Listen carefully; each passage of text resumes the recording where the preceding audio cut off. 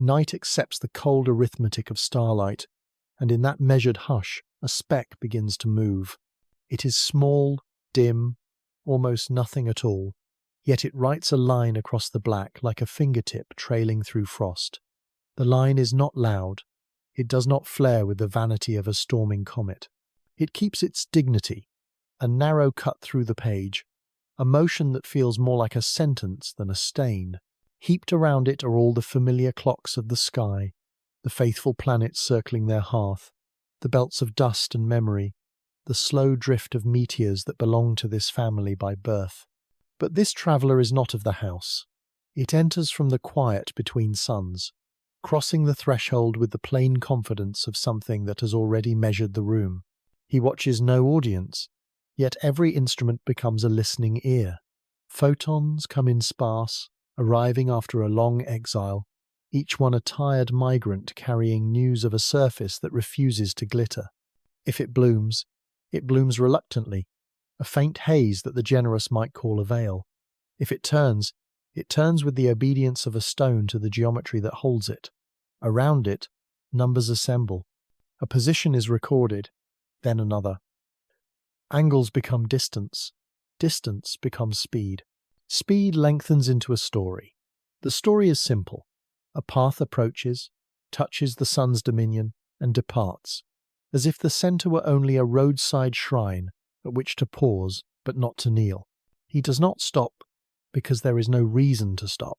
The sun is heavy, but not sovereign. The path is a curve that refuses to close. There is an elegance to its refusal, a severity almost. No nostalgia for an orbit, no promise of return. Only the frank acknowledgement that here is a kingdom he will visit once, then leave behind forever. In that severity, minds begin to paint implication. A line that glides so cleanly near the plane of the planets feels like a sentence arranged by an unseen editor. The cosmic page is wide and wild. Yet this ink stroke aligns with familiar margins, as if the script were imposed with intention rather than spilled by luck. To say the path is chosen is to say more than can be held by numbers alone. Numbers can tell how fast, how near, how pale. They can replay the approach and the exit, rewind the film until the speck is only a suggestion at the edge of reach. They can predict where the speck will be tomorrow, and how thin its light will become as it slips away. They cannot, by themselves, address the itch that rises when order seems excessive. He crosses near the lanes where worlds keep to their ancient negotiations. He skims the crowded table of the ecliptic, as if reading the minutes of an old meeting, then folds them and walks on. Across the vacuum, forces whisper their criteria. Gravity invites with a deep voice. Radiation pressure adds a light push to the conversation. The breathing of sublimating ice, if there is ice to breathe, gives a pilgrim's stride an occasional unevenness. Each whisper leaves a fingerprint on the line, making it a record not just of where, but of what. Yet the coherence remains, an economy of motion that looks like deliberation. The mind, a maker of faces in clouds and voices in static, feels the pull of narrative. If a branch lies across a path in a forest, and the wanderer steps over it without breaking stride, was that grace learned in practice or merely good fortune? The forest does not answer. It does not need to. The silence is part of the test. In observatories that share the night through cables and agreements, a choreography unfolds. Telescopes trade watchfulness like relay runners handing off a torch that is only a darkness with a number. Spectrographs sip the light and return hints of texture and breath. Analysts strip their curves of bias and glare until what is left is the cleanest version of the truth they can defend. The truth is a line with a temperament. It accepts the curve the sun insists upon, then recovers its old direction with the confidence of someone who remembers a destination. If he has a destination, it is not a place but a vector, a clause in the language of motion that does not require a location to be meaningful. The heart of the question lives in that grammar. In a universe ruled by lawful tendencies, how far can a lawful path feel like a sentence with intention? He crosses where it is crowded, and by doing so he makes himself known to curious eyes that turn darkness into data. He is discoverable because his line intersects the hours we watch most. That may be accident. It may be heritage. It may be a bill finally coming due for the long statistics of chance.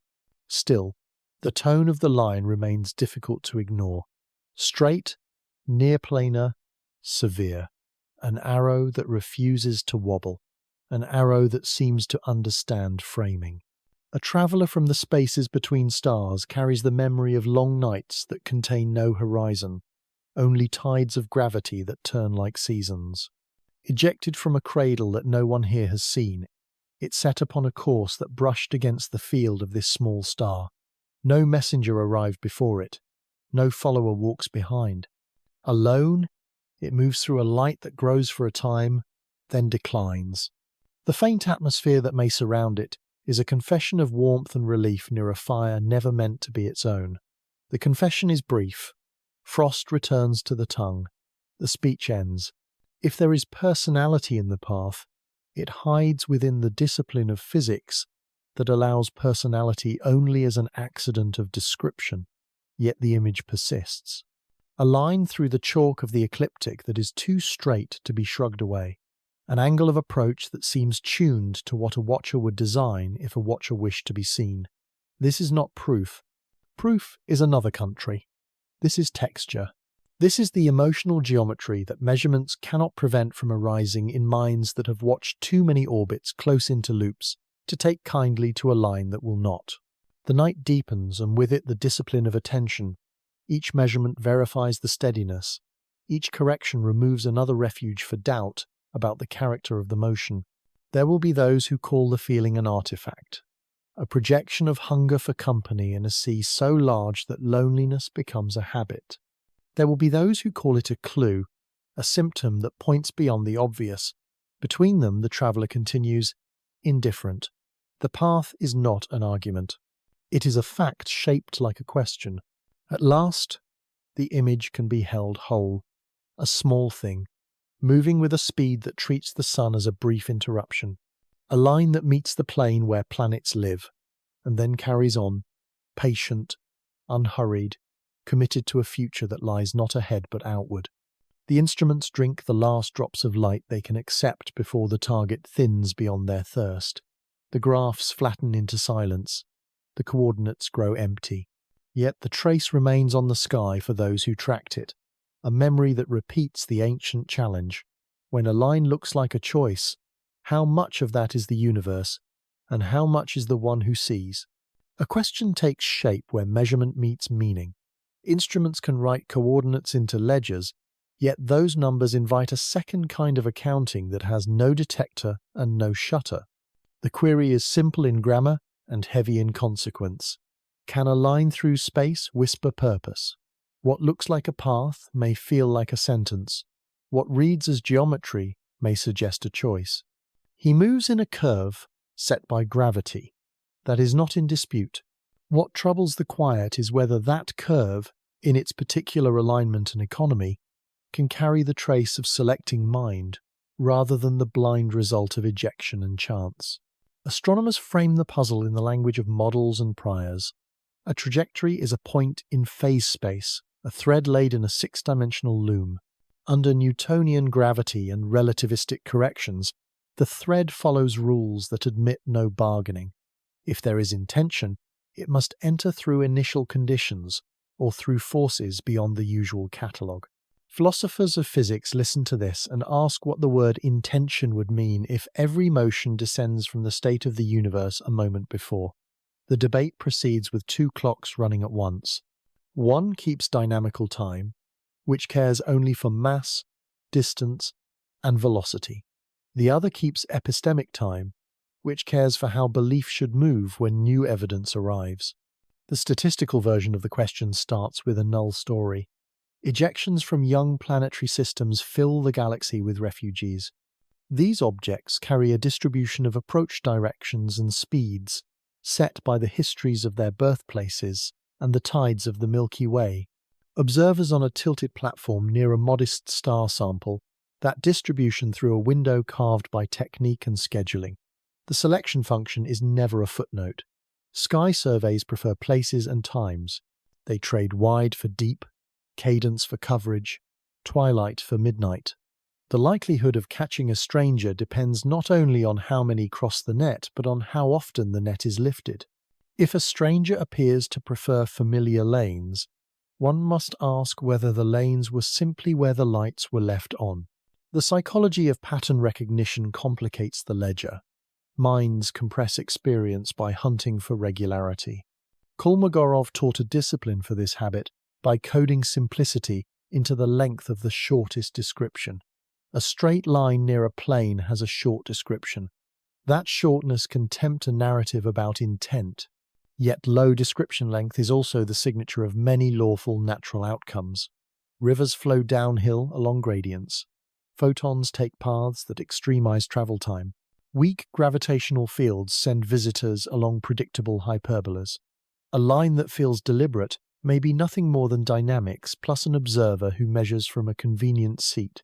To claim purpose, one needs more than elegance. Control theory offers a way to be exact. An agent that chooses must be able to steer. Steering leaves fingerprints that are distinct from passive falling. In space, propulsion means momentum exchange, reaction mass, photon thrust, or interaction with fields. Any such act writes a specific signature into the path.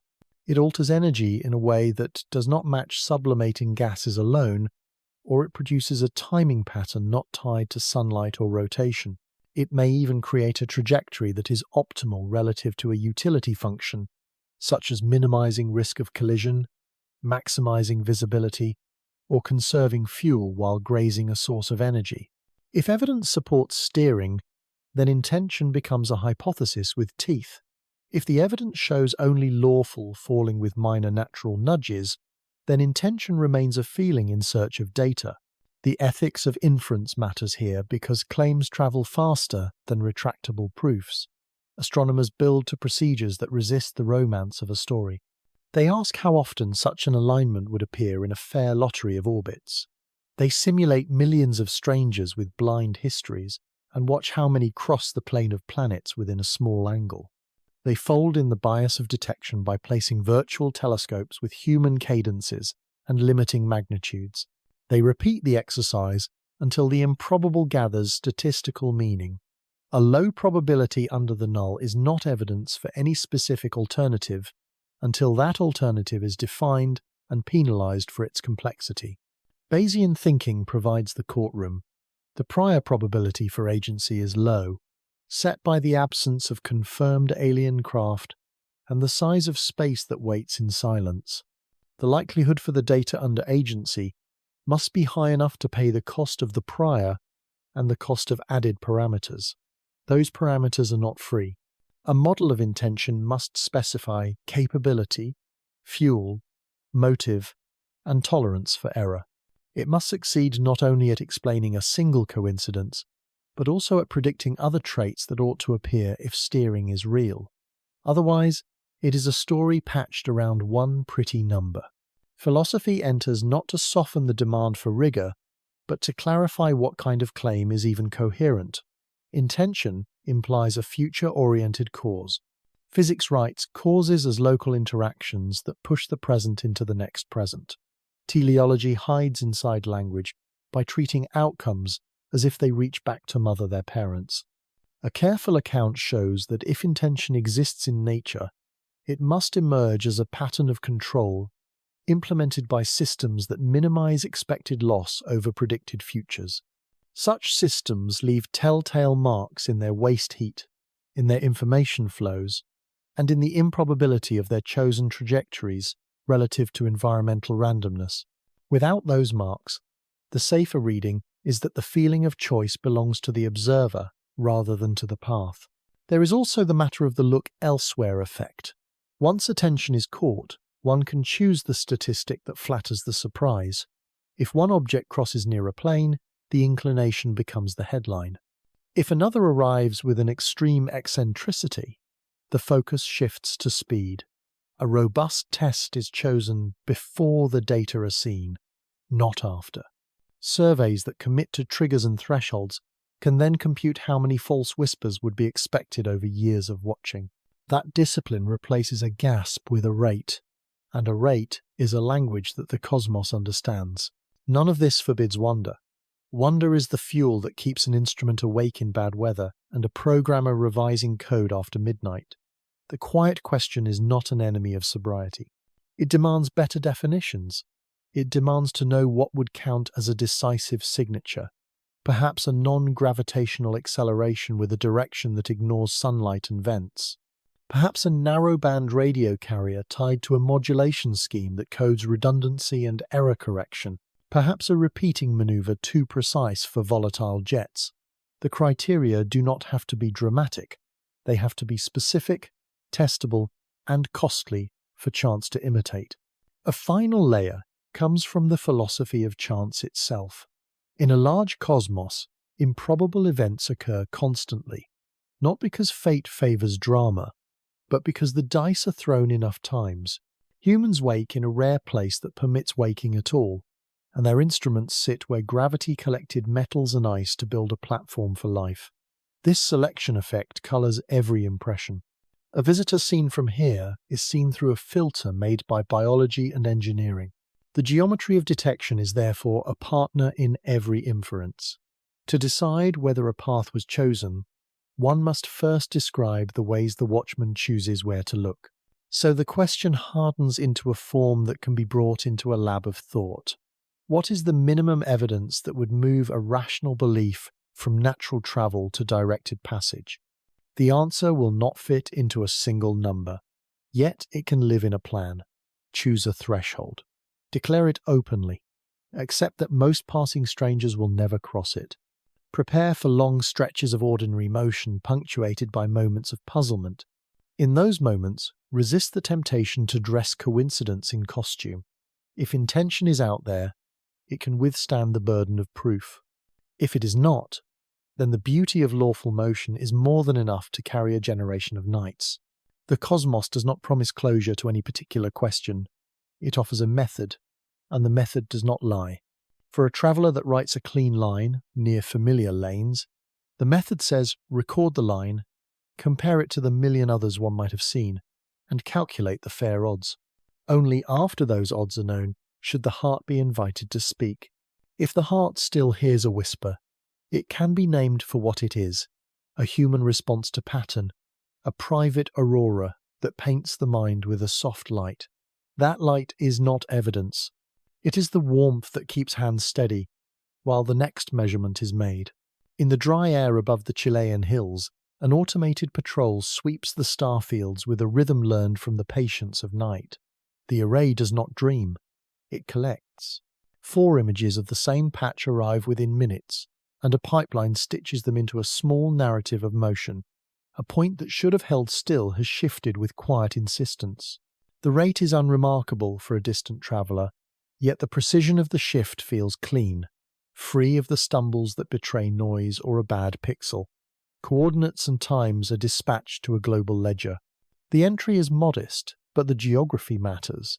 A southern station has caught the first thread. The designation follows procedure. A cometary tag is attached. The proper name is added once the community agrees that the arc is real, and the motion will bear the weight of an ephemeris. The new object receives a place in the catalogues under a name that signals discovery by the Atlas survey, and a nature that suggests exile from another sun. NASA Science. +1.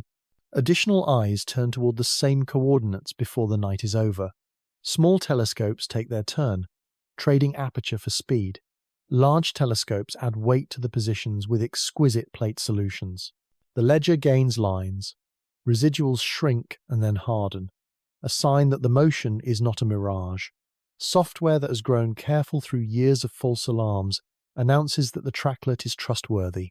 With each hour, the object becomes less a rumour and more a path. Days later, archivists comb through old images and recover it on frames taken weeks earlier.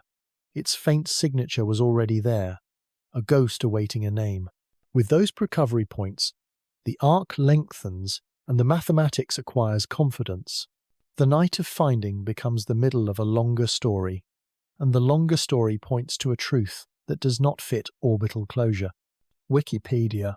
Orbit solvers begin with humility, proposing an ellipse as a default, courtesy to the home star. New positions are folded in, and the ellipse strains. The number that measures openness crosses a boundary and will not return. The solution prefers a curve that does not end, a passage that clips the sun's domain and escapes. Astronomers breathe through the pivot from maybe to must. The formalities follow with speed born of experience. A third example of interstellar status is declared. The prefix that marks outsiders is affixed.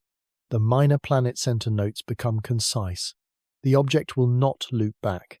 It is a visitor whose memory will be stored in tables rather than in a periodic return. Earth-sky. NASA science. The southern vantage earns its advantage as the geometry of sky and Earth gives access to low latitudes. Coordinators on mailing lists and dashboards move follow-up across instruments like a baton. The SAW telescope listens for a color that might betray surface chemistry. The Very Large Telescope leverages resolving power to tighten astrometry and to probe a nascent coma with long, thin slits aligned to the wind of sunlight. The cadence of exposures is tuned to the sky plane rate so that the point will not smear into anonymity. Each facility adds a slice of certainty. The global shape of the path is now beyond dispute. The orbit is open, and the speed far from the sun will remain higher than any tether can restrain. Arxiv. Astrobiology. The practical craft of measurement asserts itself. A moving target requires predictions that respect light time and gravitational deflection by planets. Software writes coordinates for each minute of night and for each observatory longitude. Operators set non-sidereal tracking rates. Guiders learn a new drift. Near twilight, the horizon eats the altitude and forces creative scheduling. Moonlight tries to dilute the signal. Thin cloud leaves a high-frequency noise in the background that must be modelled and subtracted. Each nuisance is accounted for with the quiet stubbornness that marks good observing. The reward is a chain of positions that locks the solution tighter with every night that the weather permits. Spectroscopists peer into the faint haze and report a continuum that glows red with dust, the grains fine enough to scatter the sun into a warm slope. Emission bands that usually announce familiar molecules stay quiet at first.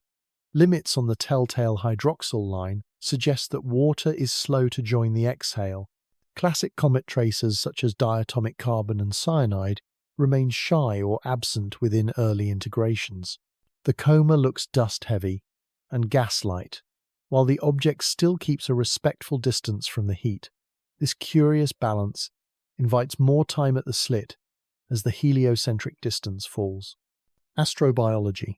Coordinators escalate the campaign to space-based eyes that do not blink under weather. Requests move through panels with unusual speed.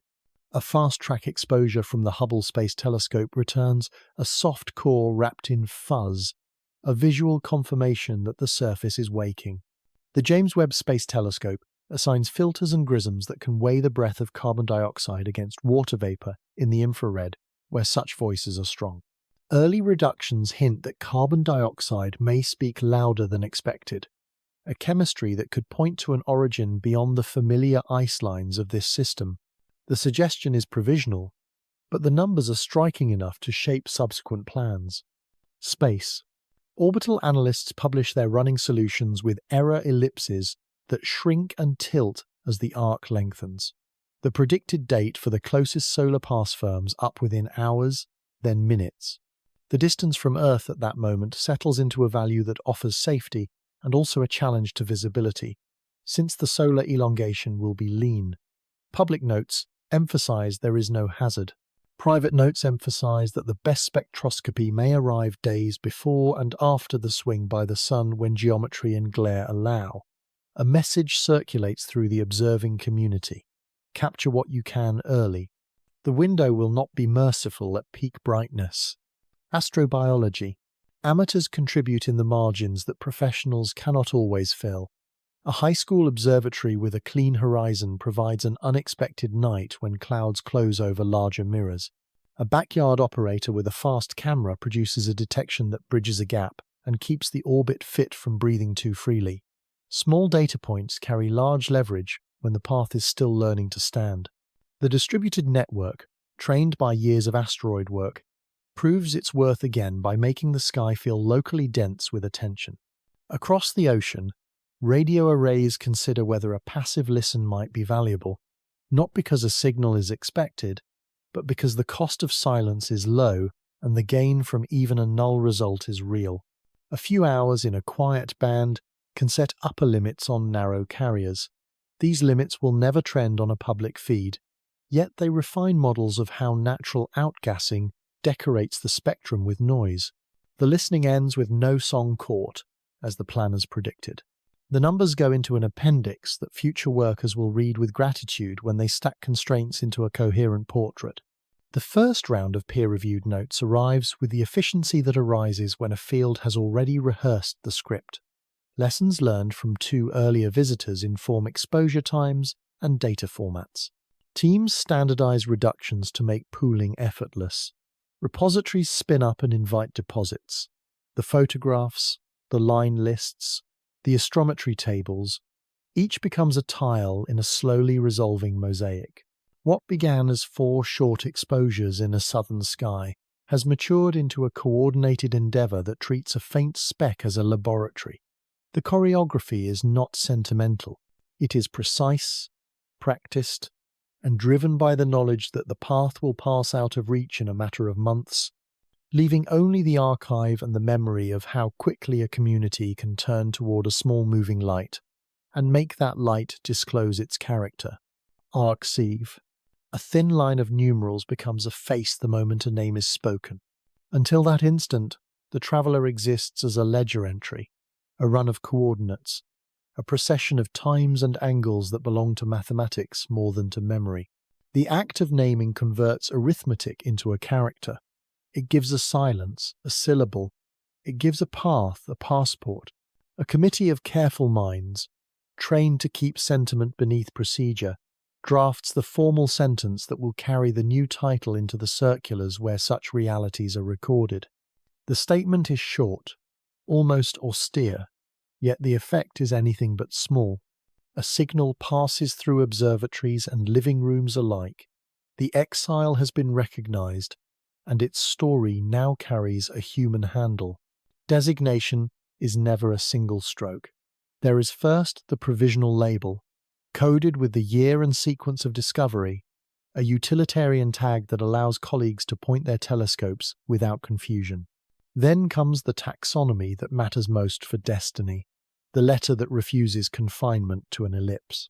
The symbol for interstellar origin is not poetic in itself, yet it has the gravity of a verdict.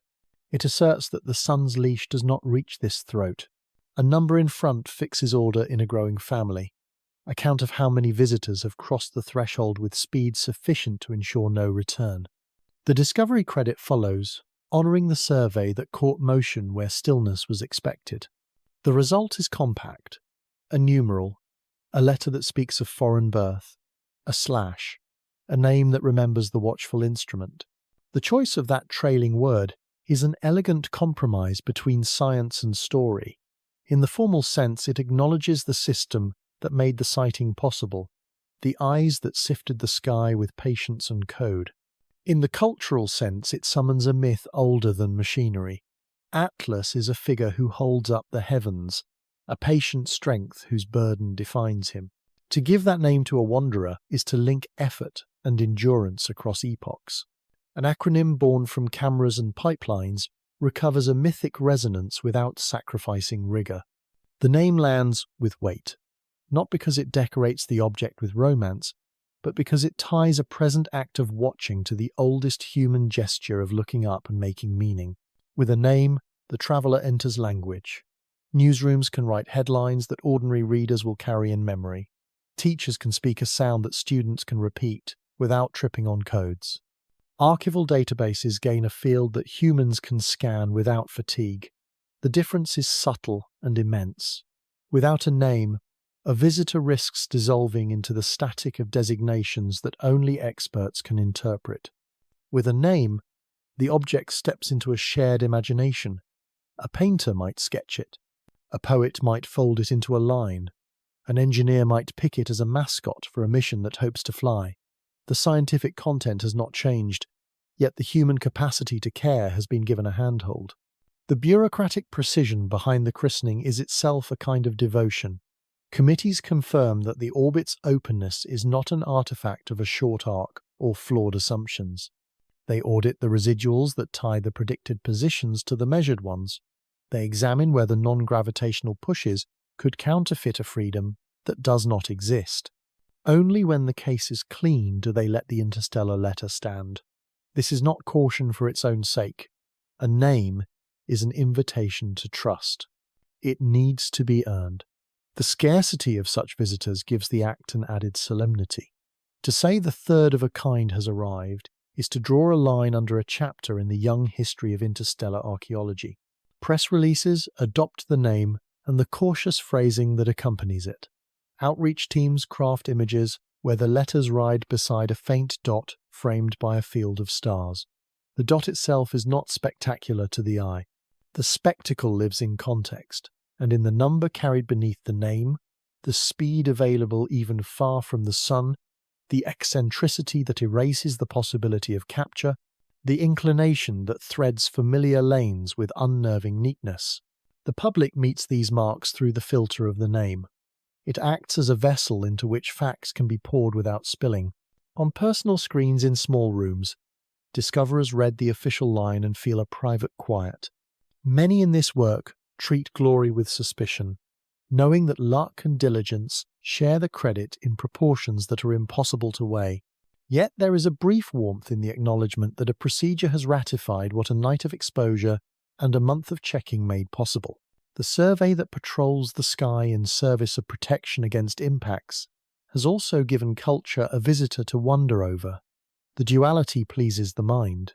Vigilance against hazard becomes generosity toward curiosity. The name regulates logistics as surely as it feeds poetry. Proposals for precious time at large telescopes reference it with the confidence that committees require. Data repositories assign it as a key under which all spectra, images, and ephemerides can be gathered. Archives will be queried for decades by students who were not yet born when the faint streak first whispered across a sensor. Their search will be possible because language has been aligned with numbers. The clerical triumph is quiet, and it is foundational. There is an ethics embedded in the way such titles are given. They avoid claims that would preempt interpretation. They do not anoint purpose. They do not smuggle in a narrative about origin beyond what orbits and chemistry can sustain. The restraint protects the freedom of inquiry. It gives room for competing models to argue their case without feeling that a name has biased the jury. At the same time, the human desire to inscribe meaning is not mocked. It is given a channel. Call the object for the eyes that found it, and for the ancient figure whose task was to keep the sky from falling. The compromise honours both the instrument and the imagination.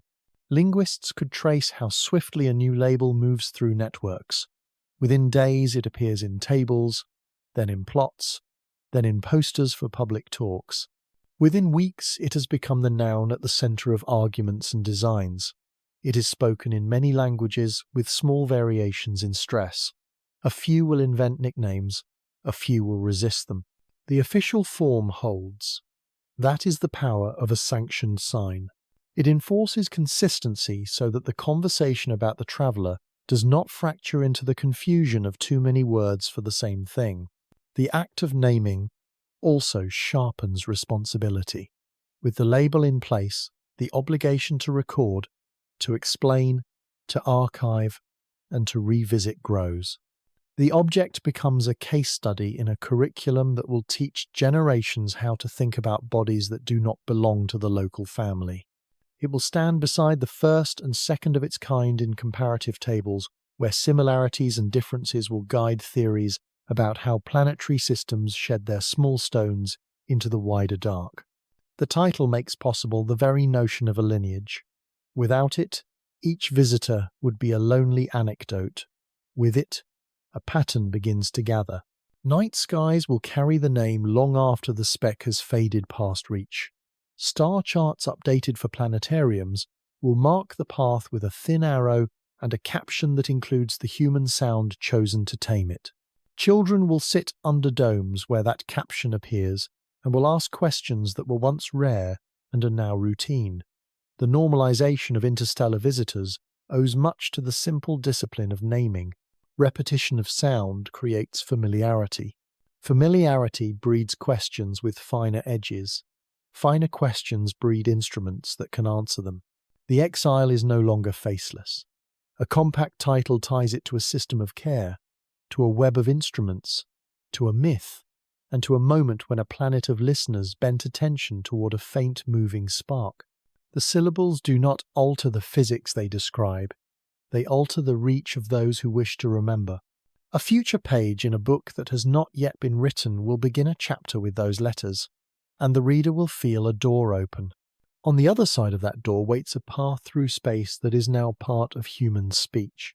The solar system is a platter of light, a shallow bowl whose rim is the zodiac, and whose floor is the ecliptic.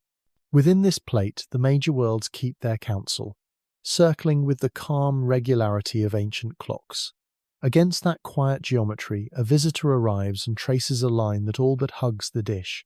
The crossing feels deliberate, only because the alignment is spare and elegant. A point glides where the traffic is densest, skimming the lanes where planets barter momentum and light. It looks almost straight by the measure of an eye trained on star charts, a narrow brush stroke laid along the table where planetary stories are usually told. The geometry is not mysterious in its vocabulary. Inclination is the tilt a path makes with the ecliptic, measured from 0 for a perfect planar passage to 90 degrees for a polar plunge. Nodes are the two places where a tilted path pierces the plate, ascending on one side and descending on the other. Argument of perihelion captures the angle between that ascending node and the place of greatest intimacy with the Sunday. Longitude of the node says where on the circle the crossing occurs. These angles are the alphabet for a trajectory. Rearranged properly, they spell the particular grammar that gives a track its character, whether as a loop that repeats or a one-way sentence that never closes. Projection turns curves into mannerisms. On the sky, a hyperbola can masquerade as a straight line when the geometry lines up just so, especially near opposition where parallax and perspective level the act. A low inclination relative to the ecliptic amplifies the effect. The motion maps into ecliptic latitude that hardly budges, and longitude that advances with a steady patience. The aesthetic of straightness is the child of coordinate choice as much as of dynamics. Yet, even after that allowance, the neatness of a near-planar sweep can feel like a statement, if only because most travelers from interstellar distances have no reason to respect the local table where planets dine. Detection favors such obedience to the plate.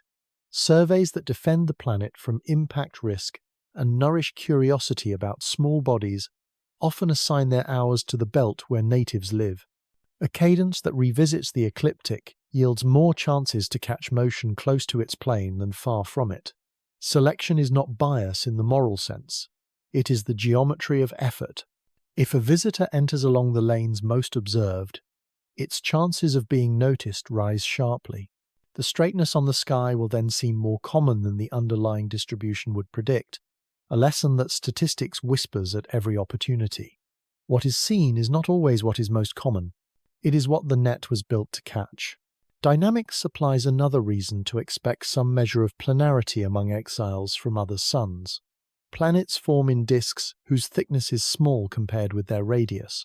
Young giants stir those disks and scatter debris along directions that mostly respect the original midplane. Ejected fragments leave with speeds set by the depth of their encounters and the architecture of their birthplaces. Far from home, the galaxy's tidal field and passing stars repoint those motions slowly. Memory of the parent plane fades with time and perturbation, but it does not vanish at once. In that long drift, a fraction of wanderers will still carry a preference for low inclinations with respect to some arbitrary reference, and now and then an arbitrary reference will coincide by luck with the ecliptic. The coincidence needs no agency to feel crisp. It needs a large universe and enough throws of the dice for the rare to become routine on cosmic timescales. Gravitational focusing by the Sun adds a subtle decoration to the pattern. Incoming objects with modest impact parameters are bent toward the ecliptic as their paths graze the gravitational well where the planets reside. The effect is gentle for high-speed visitors that carry substantial hyperbolic excess velocity. Even so, the bending increases residence time near the plane, which improves detectability once more. It is not a magnetism that compels allegiance, only a soft pressure that biases the places where a track will be bright enough and long enough to be flagged by a vigilant pipeline. Giant planets serve as quiet editors of the sky.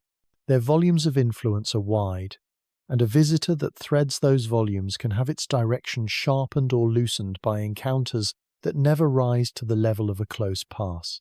A grazing of Jupiter's realm at tens of millions of kilometers cannot trap an interstellar traveler into an ellipse, but it can adjust a node by small angles, moving a straight-looking stroke into closer sympathy with the plate. Tisserand-like arguments that classify families of comets lose some of their authority for hyperbolic guests. Yet the same language reminds the mind that massive neighbors write footnotes into any elegant main text.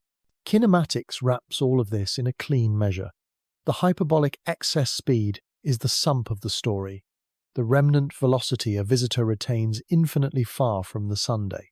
High values shorten the time an object lingers within easy reach and lengthen the length projected on the sky during any single night. The result is a track that seems to stride confidently, curving only when the coordinate frame is carefully chosen to reveal the conic's true shape. The straightness perceived by the eye is therefore a composite of speed, geometry, and the diurnal dance of the Earth itself, as it adds a small zig to the zag of the interloper. A probabilistic accounting can put numbers to the unease that elegance provokes, begin with an isotropic arrival distribution, and integrate over inclinations measured against the ecliptic. The chance of landing within a few degrees of the plane is not small when many arrivals are permitted across centuries. Then convolve that distribution with the selection function of surveys, including their limiting magnitudes, their sky coverage, their seasonal gaps, and their reversion to twilight. The product leans heavily toward low absolute latitudes. A straight-looking path is therefore the most likely surprise a watcher can receive. It is not the sign of intention, it is the token of a net that keeps to the plate. There is still artistry in the specifics. Argument of perihelion can place the closest approach at a solar elongation that denies deep looks, enforcing a season of hurried exposures that carry more noise than one would prefer. Longitude of the node can shift a crossing into a part of the sky where star density complicates astrometry. Even a near-planar path can be difficult when it grazes the morning sky or the halo of the moon. These details matter to the rhythm of observation and the flavor of the archive that results, and they can strengthen the illusion of poise by cleaning the visual field of distracting curvature during the intervals when the target is most accessible. The word almost in, almost straight deserves respect. No path writes a perfect line through the complicated gravity of a system with many masses. Small non-gravitational accelerations can nudge the angle by fractions of a degree. Sublimation of volatiles on sunlit facets produces jets that act as intermittent thrusters. Radiation pressure pushes on tiny dust shed from the surface and can bias centroiding when the coma is asymmetric. Each of these influences adds a slight kink to the script. The straightness that remains after accounting for them is therefore more striking, not less, because it survives a gauntlet of small, irregular hands. Perception closes the circle by turning sums of vectors into meaning. A line that respects the plane where planets live invites a story about courtesy. A line that almost ignores it invites a story about wildness. In both cases, the universe is indifferent to the metaphors. The mind cannot help but furnish them. Straightness is the shortest program the brain can write for motion. Curvature asks for more symbols. When a visitor chooses the shorter program in the frame that matters to human traffic, the effect feels intimate, as if an outsider spoke a few words in a local language. The courtesy is imagined. The alignment is real. So the platter of light carries a transient etching, a stroke placed near the rim in a way that flatters the habits of those who watch. The reasons are written in geometry, in dynamics, in the statistical chore of detection, and in the frailties of attention. Elegance is not a verdict, it is a description. The straightness is not a signature. It is the most common outfit an uncommon traveller can wear when it brushes a thin disk of worlds that happens to be well lit and well watched. In that outfit, the intruder seems briefly like a resident, and that is enough to make imaginations lean forward while instruments do their work. The figure that defines this traveller is a conic opened to the wind. Its geometry can be stated in a handful of symbols that carry more clarity than any metaphor. Specific orbital energy is written as epsilon equals v squared over 2 minus mu over r. When that number rises above 0, the path cannot close. The semi-major axis becomes negative, a bookkeeper's reminder that the curve has no period to count. Eccentricity steps beyond unity and refuses to return. A hyperbola in this register is not an attitude. It is a consequence of energy that will not be tamed by a single star. The refusal to curve has a precise meaning in this language. A flyby is bent by the sun through a turning angle delta. For motion around a point mass, delta equals 2 times the arcsine of 1 over e. When e grows large, the arcsine shrinks. The bending dwindles. A strong excess speed at infinity, usually written as v inf, feeds that largeness. The faster the visitor at the edge of the sun's influence, the smaller the bow it will make while passing the focus. This is why the trace looks severe. A deep well is crossed with respect, yet with insufficient awe to linger. The sun has gravity to offer. The traveller has momentum to keep. Another way to speak the same truth uses the impact parameter b. The offset the path would have far away if the sun could be switched off. In the limit of gentle deflection, the angle delta approaches 2 times mu divided by b times v in f squared. The shape of the line is therefore a balance between a mass that pulls and an approach that declines to be anchored. A, large B, or a large v inf, makes the denominator heavy. The angle lightens. The eye calls that lightness straightness. The equations call it a small scattering. Orbital elements make this character visible to anyone willing to read their patient numerals. Eccentricity E sits above 1 with error bars too small to excuse caution.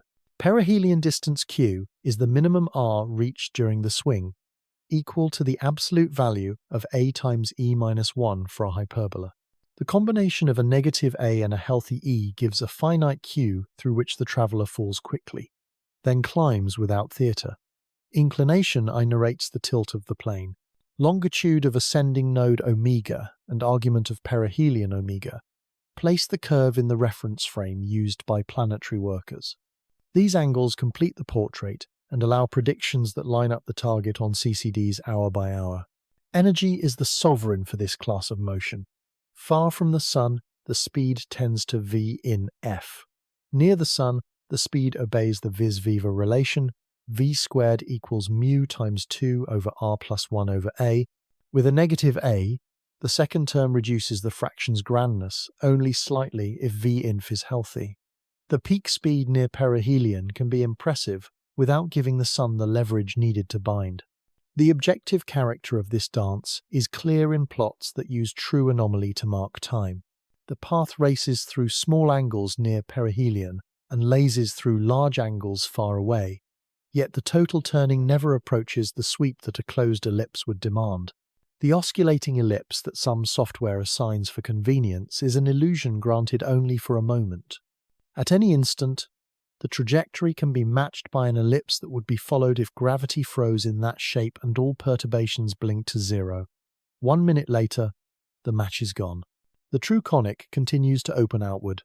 Analysts know this sleight of hand as a tool for interpolation, not as a statement about destiny. The destiny is already written in the sign of epsilon and in the excess speed that appears no matter which epoch is chosen for reduction. Relativistic corrections sharpen the picture without changing its theme. The sun's field induces a slight precession of perihelion for any orbit that dares to be bound.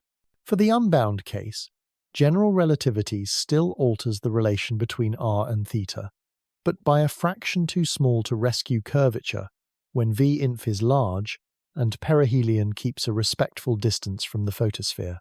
Solar oblateness contributes even less to the bending. The star's figure is almost a sphere. Against the precision of modern astrometry, these corrections should be included during fitting, yet they serve as polish on a result already legible at Newtonian scale. Non-gravitational forces cloud the clean geometry, but do not overthrow it when the nucleus is stout and its vents are modest.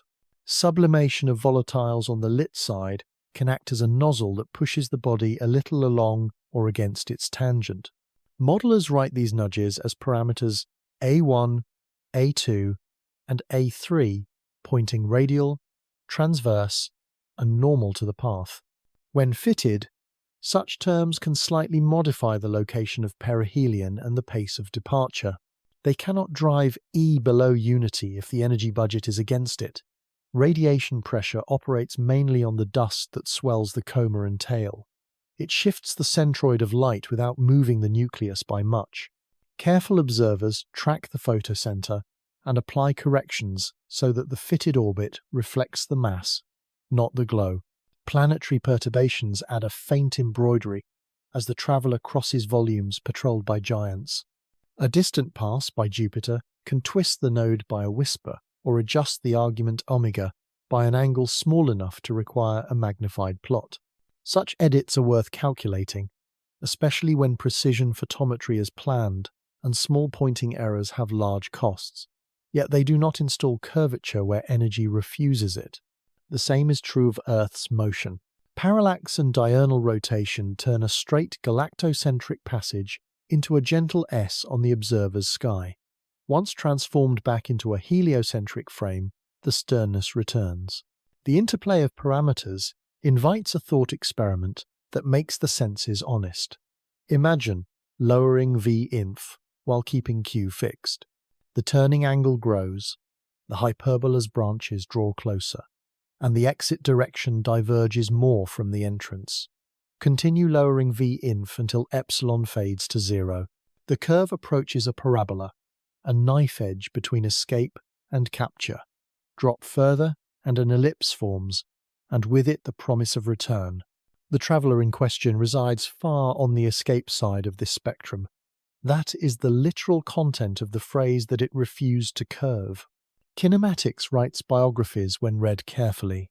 The direction of v.inf in space, projected onto galactic coordinates, hints at the origin of the relative motion, solar apex drift, stellar neighbourhood velocities, and the random kicks of ejection all combine to set that vector.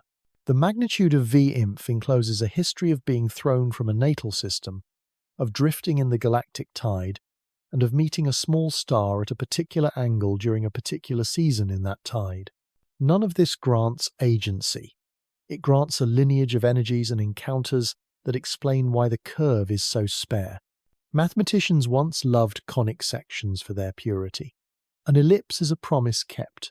A parabola is a vow never to close. A hyperbola is a greeting that ends at hello.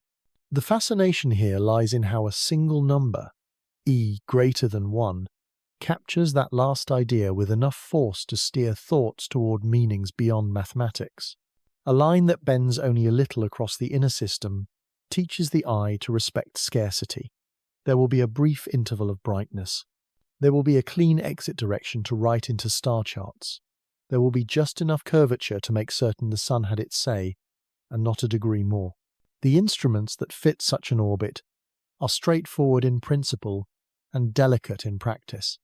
Astrometry must be tied to a reliable star catalogue, with colour terms corrected so that refraction does not counterfeit a shift. Timing must be accurate to seconds. The moving target must be tracked without smear that would inflate uncertainties. With a handful of nights, the fit for E begins to stabilise. With a few more, the deflection angle can be computed with confidence and compared to predictions that include planetary masses, light travel time, and relativistic light bending. The results from different teams converge when the work is clean. Convergence is a kind of music in this field. It tells observers that the path has been read correctly, A hyperbola that refuses to curve is not a riddle that asks for a secret hand on the tiller. It is a statement about balances weighted on the side of speed and distance. The traveller owes nothing to this star. It pays a brief tax of attention near perihelion, then keeps its earnings in momentum and carries them on. The beauty here is not in an argument won, but in clarity achieved. A body moves as energy directs. When the account is positive, the geometry opens, and the world it visits cannot keep it. That is what the sky wrote into the line, and that is what careful numbers made plain. Chemistry reveals itself as breath, a faint exhale that turns sunlight into syllables. Photons leave the surface, scatter through a halo of grains and vapour, and carry with them the signatures of bonds that loosen under warmth. Spectrographs separate the light into a ladder of colours, where certain rungs glow brighter. Those rungs are the tongues of molecules. Cyanide speaks near 388 nanometers, a quick blue flare that often lights first when ices begin to gasp. Diatomic carbon answers with the green swan bands near 516 nanometers, a family of lines that pulse like a heartbeat hidden in dust. Father Redwood, forbidden oxygen, can whisper at 630 nanometers when fragments of water and carbon dioxide give it voice. The ultraviolet hosts hydroxyl, the child of water broken by sunlight, an indicator that ice is shedding its oldest memory. These are the vowels of a comet's language, and each vowel has a climate in which it prefers to sing. Infrared instruments open another grammar. Carbon dioxide leaves a bold mark at 4.26 microns, a thick, resonant feature that often rises while water is still grudging in the cold. Carbon monoxide follows at 4.67 microns, with lines so narrow that they feel like wires strung across an emptiness.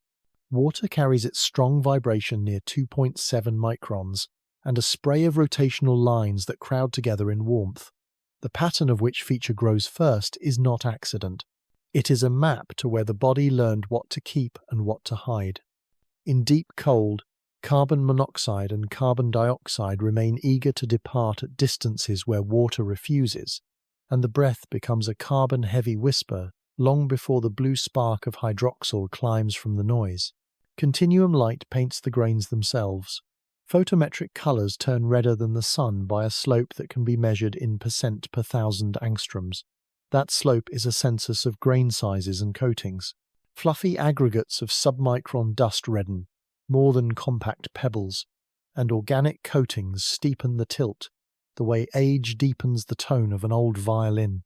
Polarimeters probe the same grains by measuring how scattered light is lined up in its vibration. High polarization at modest phase angles implies airy clumps with voids between fibers, the kind of structures that form when gentle collisions stitch soot and ice into lace. Lower polarization hints at denser crumbs or fresher surfaces that have not yet grown mantles of carbonaceous crust.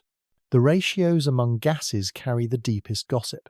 When carbon dioxide lights early while hydroxyl delays, the tail points to a cradle beyond the water snowline, and perhaps beyond the carbon dioxide snowline as well.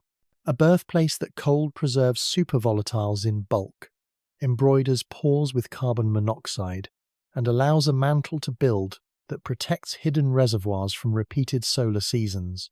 In such a body, the first warmth of a distant sun will press open seams where carbon-bearing ices lurk, and the coma will be perfumed with cold carbon long before fountains of steam surge. If the carbon monoxide feature remains strong even as water wakes, the story sharpens.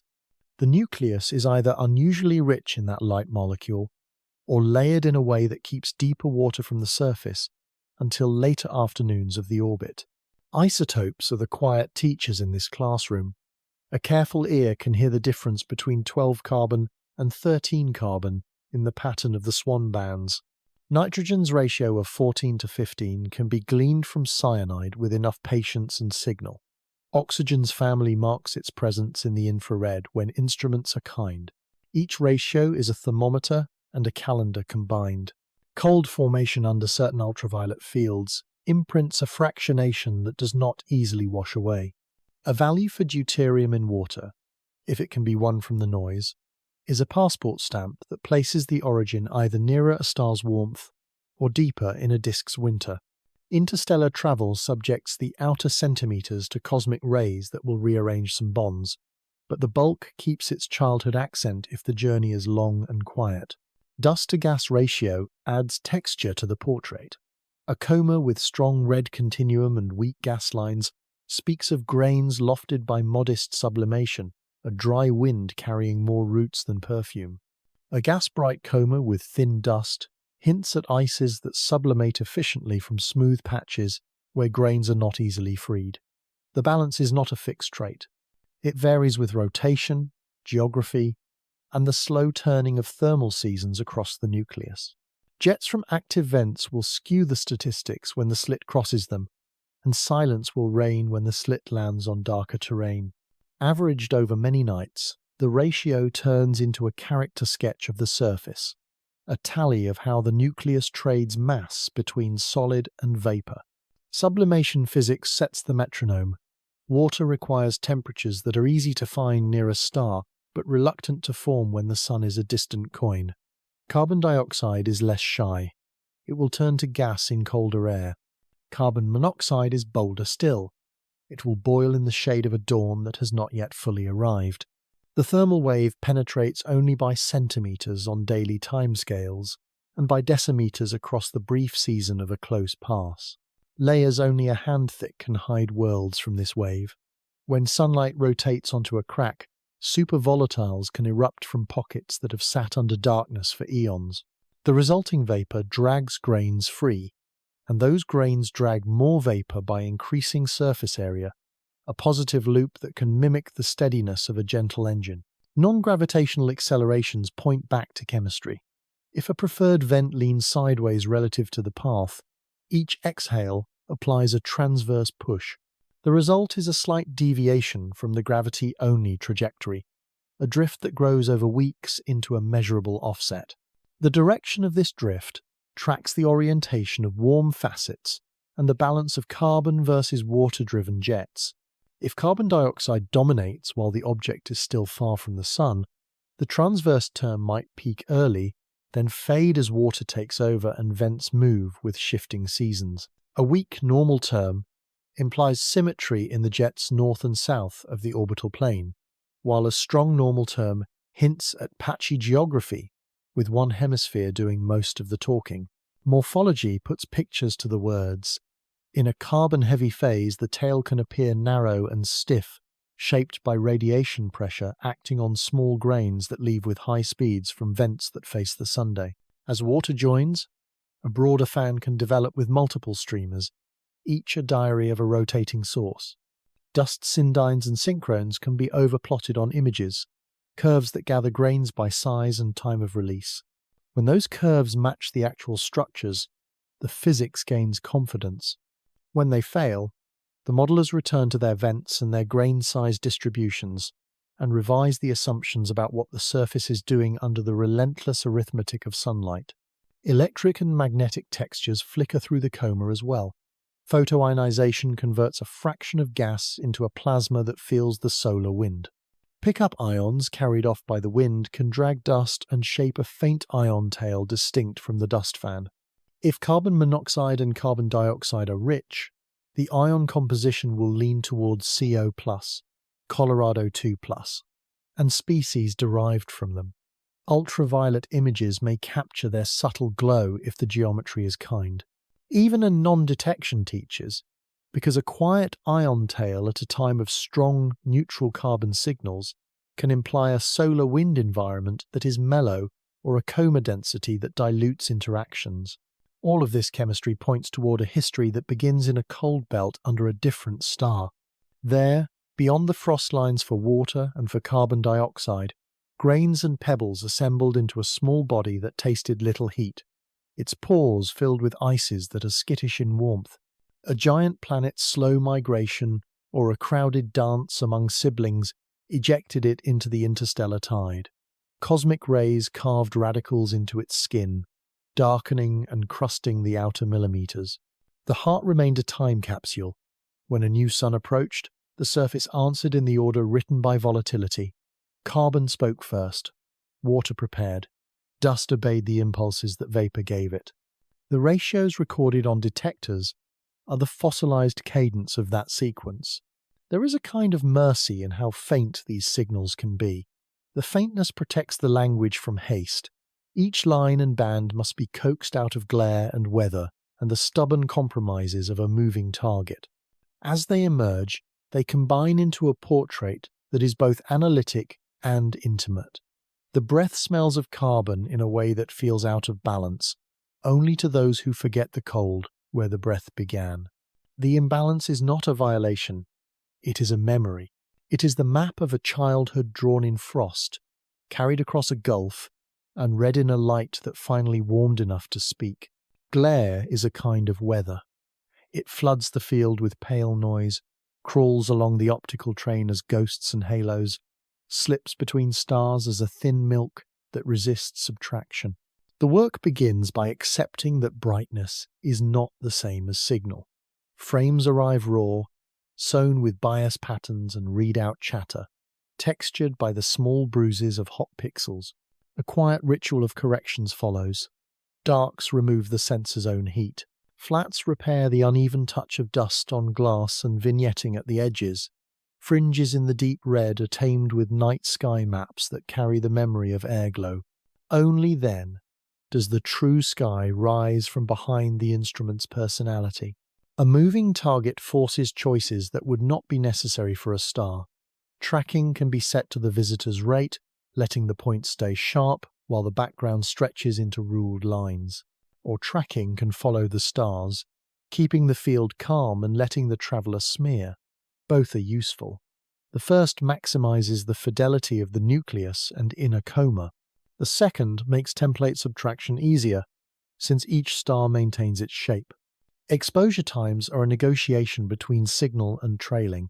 Short frames avoid smears but suffer from read noise.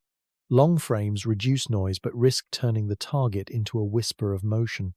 A cadence is designed that samples the path without losing the face. Templates are the chisels. Difference imaging subtracts yesterday's stars from today's sky, leaving behind only what has moved or changed.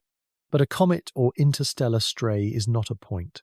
It wears a shroud of dust that evolves between visits. The template must be carefully warped to match seeing, then softened to avoid over-subtraction that would carve away the very coma sought. Algorithms designed for asteroids learn a new patience, allowing asymmetry to remain while removing the forest of fixed lights. When the subtraction is kind, the frame is newly simple. A soft spindle remains, set against a faint residual that has forgotten to be stubborn. Centroiding is an art where shape resists definition. A coma that brightens toward the nucleus biases the center toward the sunday. If jets lean in one direction, the photocenter follows. To measure position with honesty, analysts use apertures so small they include mostly the point-like contribution, then correct to larger apertures for photometry. Some fit a point spread function atop a shallow one over row coma, solving for both contributions at once. Others rotate the image to align with the tail and measure along the perpendicular where the coma is least assertive. The goal is simple to say and slow to achieve. Locate the mass, not the glow. Astrometry leans on catalogues that ground the sky in precise coordinates. Color terms are corrected so that blue stars and red stars anchor positions without bias from atmospheric refraction. Hourly changes in seeing are tracked and propagated into the uncertainties so that the orbit fit will not treat a soft night as a firm promise. Light time corrections are applied, moving the measured point to the geometry it truly had when the photons left. A handful of nights with care outrun many nights with haste. Each new reduction narrows the uncertainty ellipse where the next exposure should look. Photometry tells a different truth. Absolute brightness in a chosen filter is corrected for distance to the sun and to the observer, and then adjusted for phase angle, so that forward scattering at small angles does not counterfeit vigor. Empirical phase functions for dusty comae are imperfect, so teams publish both raw magnitudes and phase-corrected values, letting others adopt the curve they trust. A proxy like AF-Rho summarizes dust production without pretending to be more than a shorthand. As frames accumulate, a light curve emerges. It rises and falls with rotation, with the breathing of vents that face dawn and dusk, with geometry that shifts the scattering angle. Period searches must walk around aliases introduced by nightly sampling and Earth's own spin. Spectroscopy is surgery conducted on light that refuses to hold still. The slit is oriented to the parallactic angle so that atmospheric dispersion will not peel colours apart. An atmospheric dispersion corrector, if present, is tuned until blue and red fall together. Non-sidereal guiding keeps the nucleus centered while skylines march along the slit like quiet metronomes. In reduction, the sky is modeled with care since a coma fills most of the slit and leaves little pure background to borrow. Telluric absorption is removed, using calibrator stars near in time and air mass. For reflection spectra of dust, a solar analog provides the template to divide out the sun's own spectrum so that the residue speaks for grains. For gas, narrow lines are extracted with weights that follow the comet's trace, then integrated across apertures that capture outflow without drowning in noise. Infrared work must respect thermal backgrounds that flare even on cold nights. Nodding and chopping patterns alternate the target between positions on the detector so that sky and instrument warmth can be subtracted. Filters isolate the strong bands where carbon dioxide, carbon monoxide, and water announce themselves. To protect linwidths from being washed out by drifts in wave number calibration, reference lamps and atmospheric features bracket each exposure. For the faintest features, frames are co-added with weights that emphasize the calm moments when the atmosphere hushed. In the coads, lines appear like wires strung across a dark hallway. Polarimetry adds a quiet dimension. A rotating half-wave plate modulates the incoming light, and a Wollaston prism splits it into orthogonal states. By stepping through angles and fitting the sinusoid that results, Stokes parameters emerge. Instrumental polarization is mapped with unpolarized standard stars, and angle 0 is set with polarized standards whose sky position angles are known. The final vectors drape across the coma like short hairs, pointing away from the sun in patterns that betray grain size and structure. In high polarization zones, the dust is airy and young. In low zones, it is compact, perhaps crusted by repeated heating. Space telescopes contribute with an indifference to weather and air. Pointing models trained on sidereal objects must be coaxed to follow a target with its own drift. Scheduling is a geometry problem that tries to satisfy solar avoidance angles, earthshine limits, and the narrow windows when the line of sight is safe. Detectors in orbit suffer cosmic rays that draw bright scratches across frames. These are rejected by comparing stacks and discarding the deviant. Stray light models predict the wings of scattered solar photons and allow engineers to place the target in a part of the field where ghosts are few. In the dark around Earth, the faint becomes less shy. Radio and millimeter arrays listen for rotational lines of molecules that speak not in reflected sunlight, but in their own whispering heat. The correlator splits frequency space into thousands of channels. Dithering and self-calibration tame phases that would otherwise wander.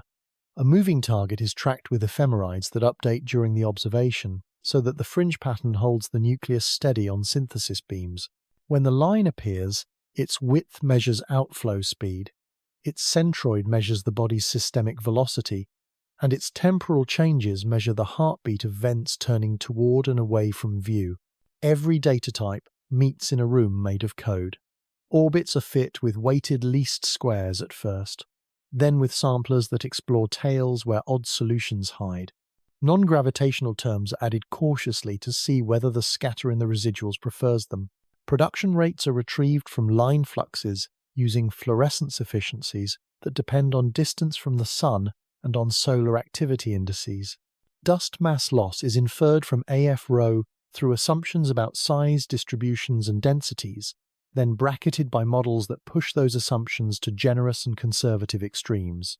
A hierarchical framework allows each instrument's biases to remain explicit, rather than dissolving them into a single average that flatters none. The greatest challenge is not mathematics but discipline. Background and newly are chosen far enough from the coma to be honest, and close enough to be relevant. Apertures are scaled to the seeing so that growth curves flatten rather than drift. Nights with thin cloud are demoted to supporting roles. When a feature appears in one instrument, a second is asked to confirm without being told where to look.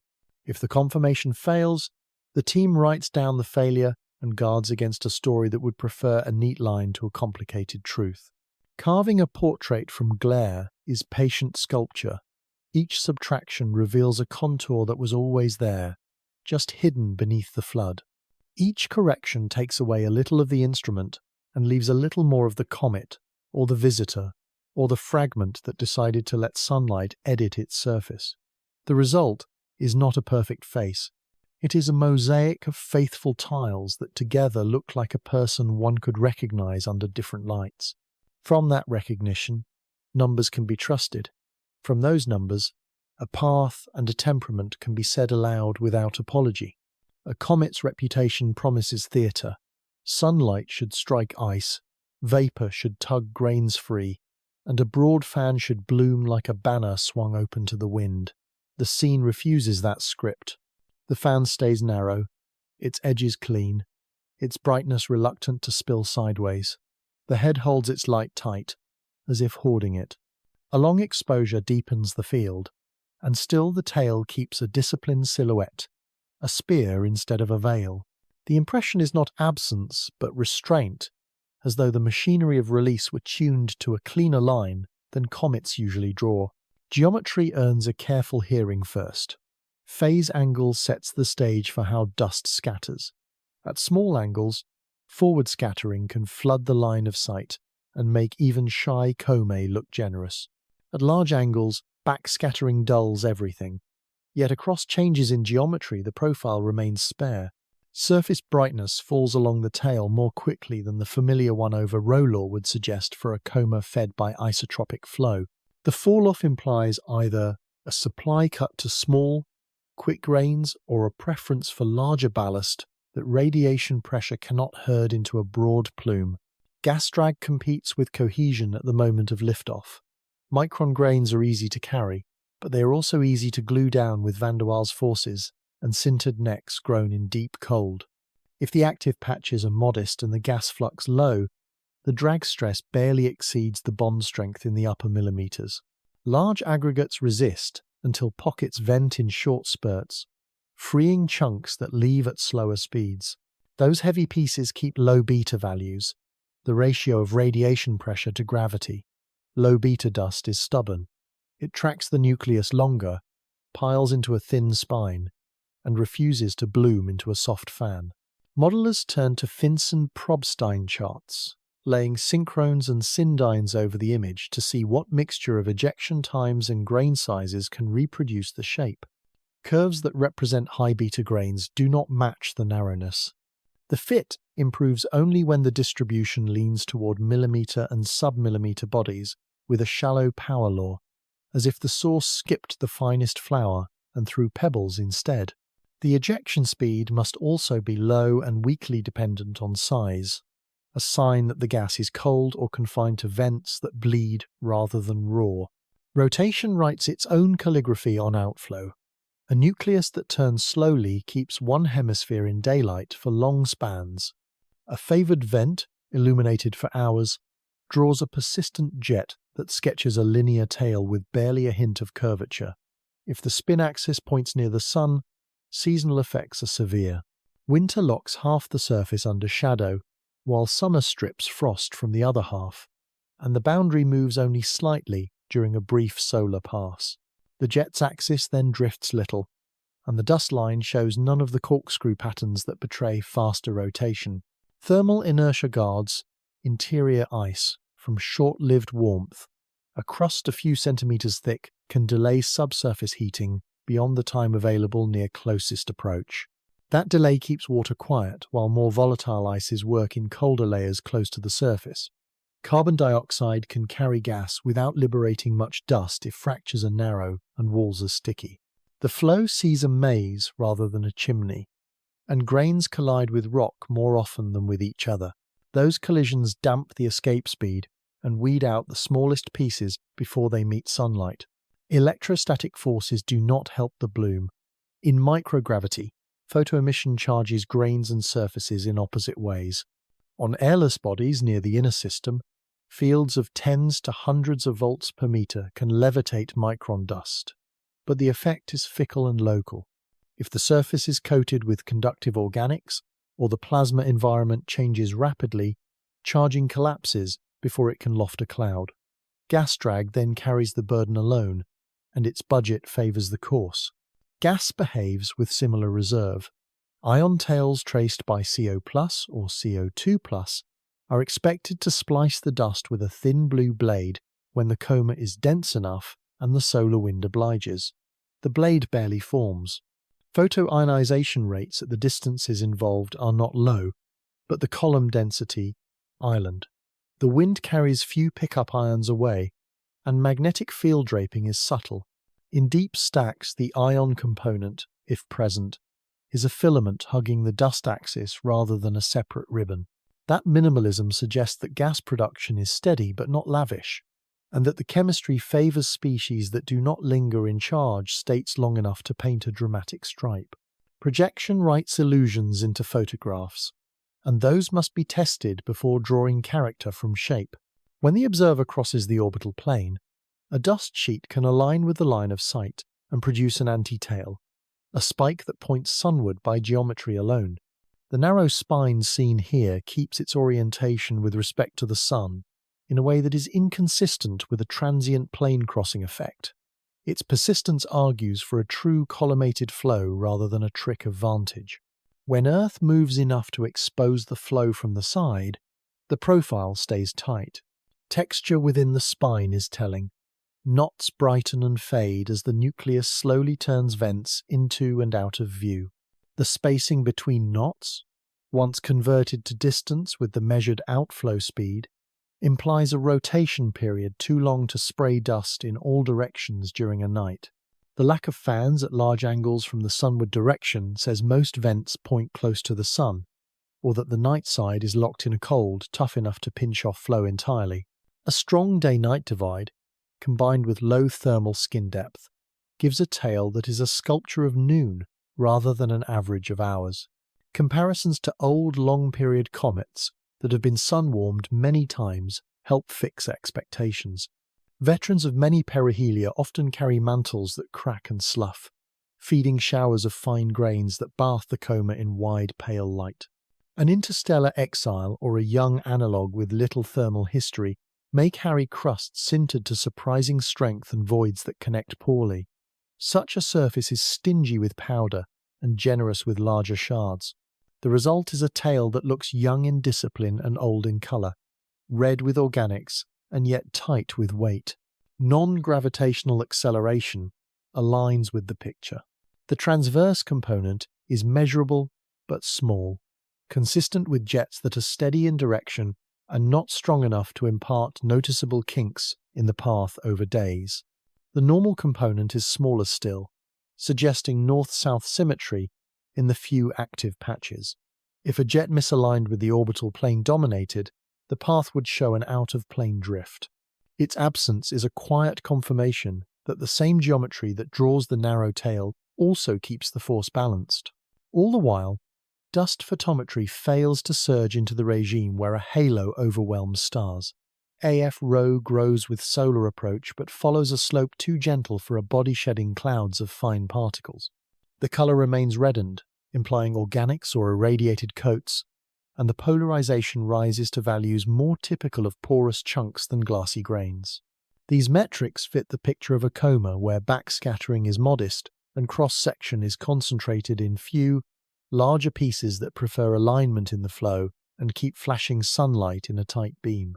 Silence can tempt fancy, but here it reads as engineering by ice and sunlight, a surface that rationed its breath, vents that faced the lamp, grains that left reluctantly and heavy, chemistry that preferred cold carbon to hot water in the early hours, and a rotation that made noon linger where fractures opened.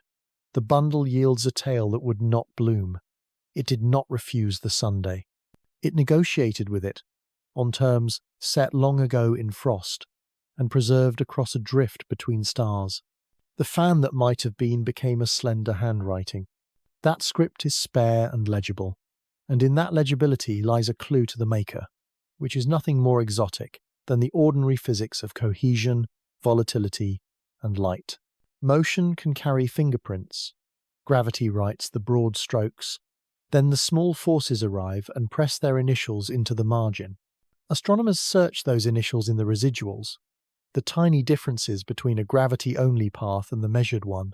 If the differences gather in a direction that keeps time with sunlight, the culprit is usually the recoil of vapor leaving a warm surface. If they grow with a 1/r² law and aim directly away from the sun, radiation pressure becomes a suspect. If they meander with the rhythm of rotation, jets and torque join the inquiry. The task is not to praise or doubt a line. It is to weigh each nudge until the sum closes with honesty. The standard language for these nudges is compact. A non-gravitational acceleration is written as a vector whose components lie along three axes tied to the orbit. One axis points radially away from the sun, one follows the direction of motion, one stands normal to the orbital plane. Each component is multiplied by a function g of heliocentric distance that imitates the awakening of volatiles. For water-driven activity, g rises steeply inside a few astronomical units and fades outside. For carbon dioxide or carbon monoxide, g begins earlier and declines more gently. Fitting this form to astrometry answers a simple question first. Does the data prefer any such force at all? When a detection is claimed, its scale is modest. Values equivalent to a few times 10 to the minus 7 meters per second squared are typical near 1 astronomical unit, a fraction of solar gravity so small that only long baselines reveal it. Yet even such a force can leave a mark across weeks. Multiply by the square of time and a drift of hundreds of kilometers appears in the predicted position, large enough to bias an orbit if ignored. The direction matters as much as the size. A radial push toward or away from the sun implies vents with little diurnal lag, since the gas rushes nearly sunward when released. A transverse push hints that the effective jet lags the subsolar point, often by afternoon on a rotating body. A normal push signals activity that prefers one hemisphere. Outgassing thrust scales with mass flow and exhaust speed. The exhaust is not engineered. It is the thermal speed of molecules escaping a porous maze, a few hundred meters per second for carbon dioxide in cold air, higher for lighter species. Mass flow is the budget available from fractures and pores. Divide the product of those by the mass of the nucleus and the acceleration appears. For bodies of modest radius and porosity, a kilogram per second of gas can already produce a detectable push. For larger objects, the same exhale barely registers. This bookkeeping turns every claimed non-gravitational signal into a question about size, density, and how much of the surface is active. Photocenter bias can imitate force if left untamed. A coma that shines brighter toward the sun pulls the measured center in that direction. Asymmetric tails tug in the opposite direction. To prevent a false detection of thrust, observers measure positions in small apertures that favor the unresolved core, then correct photometry with larger ones that embrace the halo. Some fit a composite of a star-shaped point and a shallow coma to isolate the central peak. Others time observations, so that the gas-rich side of the coma does not dominate the fit. Only after such care does a radial trend in the residuals deserve to be treated as momentum exchange rather than as light playing tricks. Radiation pressure acts on dust, not on a compact nucleus, yet dust can bias positions or, in extreme cases, reveal an object with a high area to mass ratio. The pressure scales exactly as 1/r² and always points away from the Sunday. If that pattern is seen without accompanying gas, the hypothesis of a low-density sheet, like body, is tested and usually rejected with photometry, polarization, and infrared limits. More often, radiation pressure is folded into dust models that explain tail shapes, while the nucleus obeys gravity and gentle vapor recoil. Thermal re-emission pushes subtly in the Yarkovsky fashion, a recoil from the warm afternoon hemisphere that can alter orbits of small asteroids across years. For a fast flyby measured over months, this effect is insignificant unless the body is both tiny and extraordinarily dark. Even then, it would mimic a transverse push that scales with insulation and would lack the seasonal discontinuities that vents and cracking can introduce. The cure is to compare the fit for a pure 1 over r squared term with a G of R law tuned to actual gas species. The better match wins. Rotation couples to thrust in two ways. First, it blurs the direction of jets into a time average. Second, it invites torque that changes the spin itself. If a long-lived vent operates off-center, each exhale twists the body by a small amount. The resulting change in spin rate can be read in light curves as a creeping shift in period. With a measured torque and a measured linear acceleration, both caused by the same gas, the lever arm can be estimated. That lever arm, a fraction of the radius, should fall within plausible geometry. If the lever arm implied by the data is absurdly large or small, the assumed thrust model is wrong.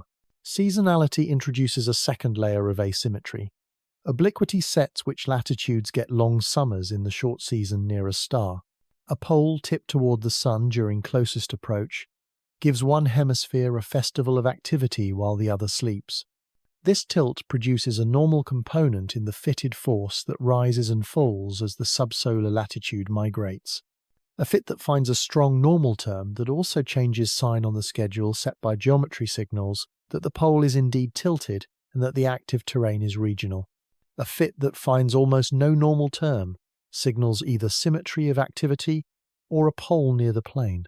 Pauses and flares tell their own story. A burst seen in photometry followed by a brief astrometric kink can anchor the conversion between gas and push. There is no need to invoke exotic fuel when a fracture finally opens and deeper volatile layers breathe. The light brightens by a small factor. The fitted A coefficients jump for a day or two. Then they relax as vents reorganize.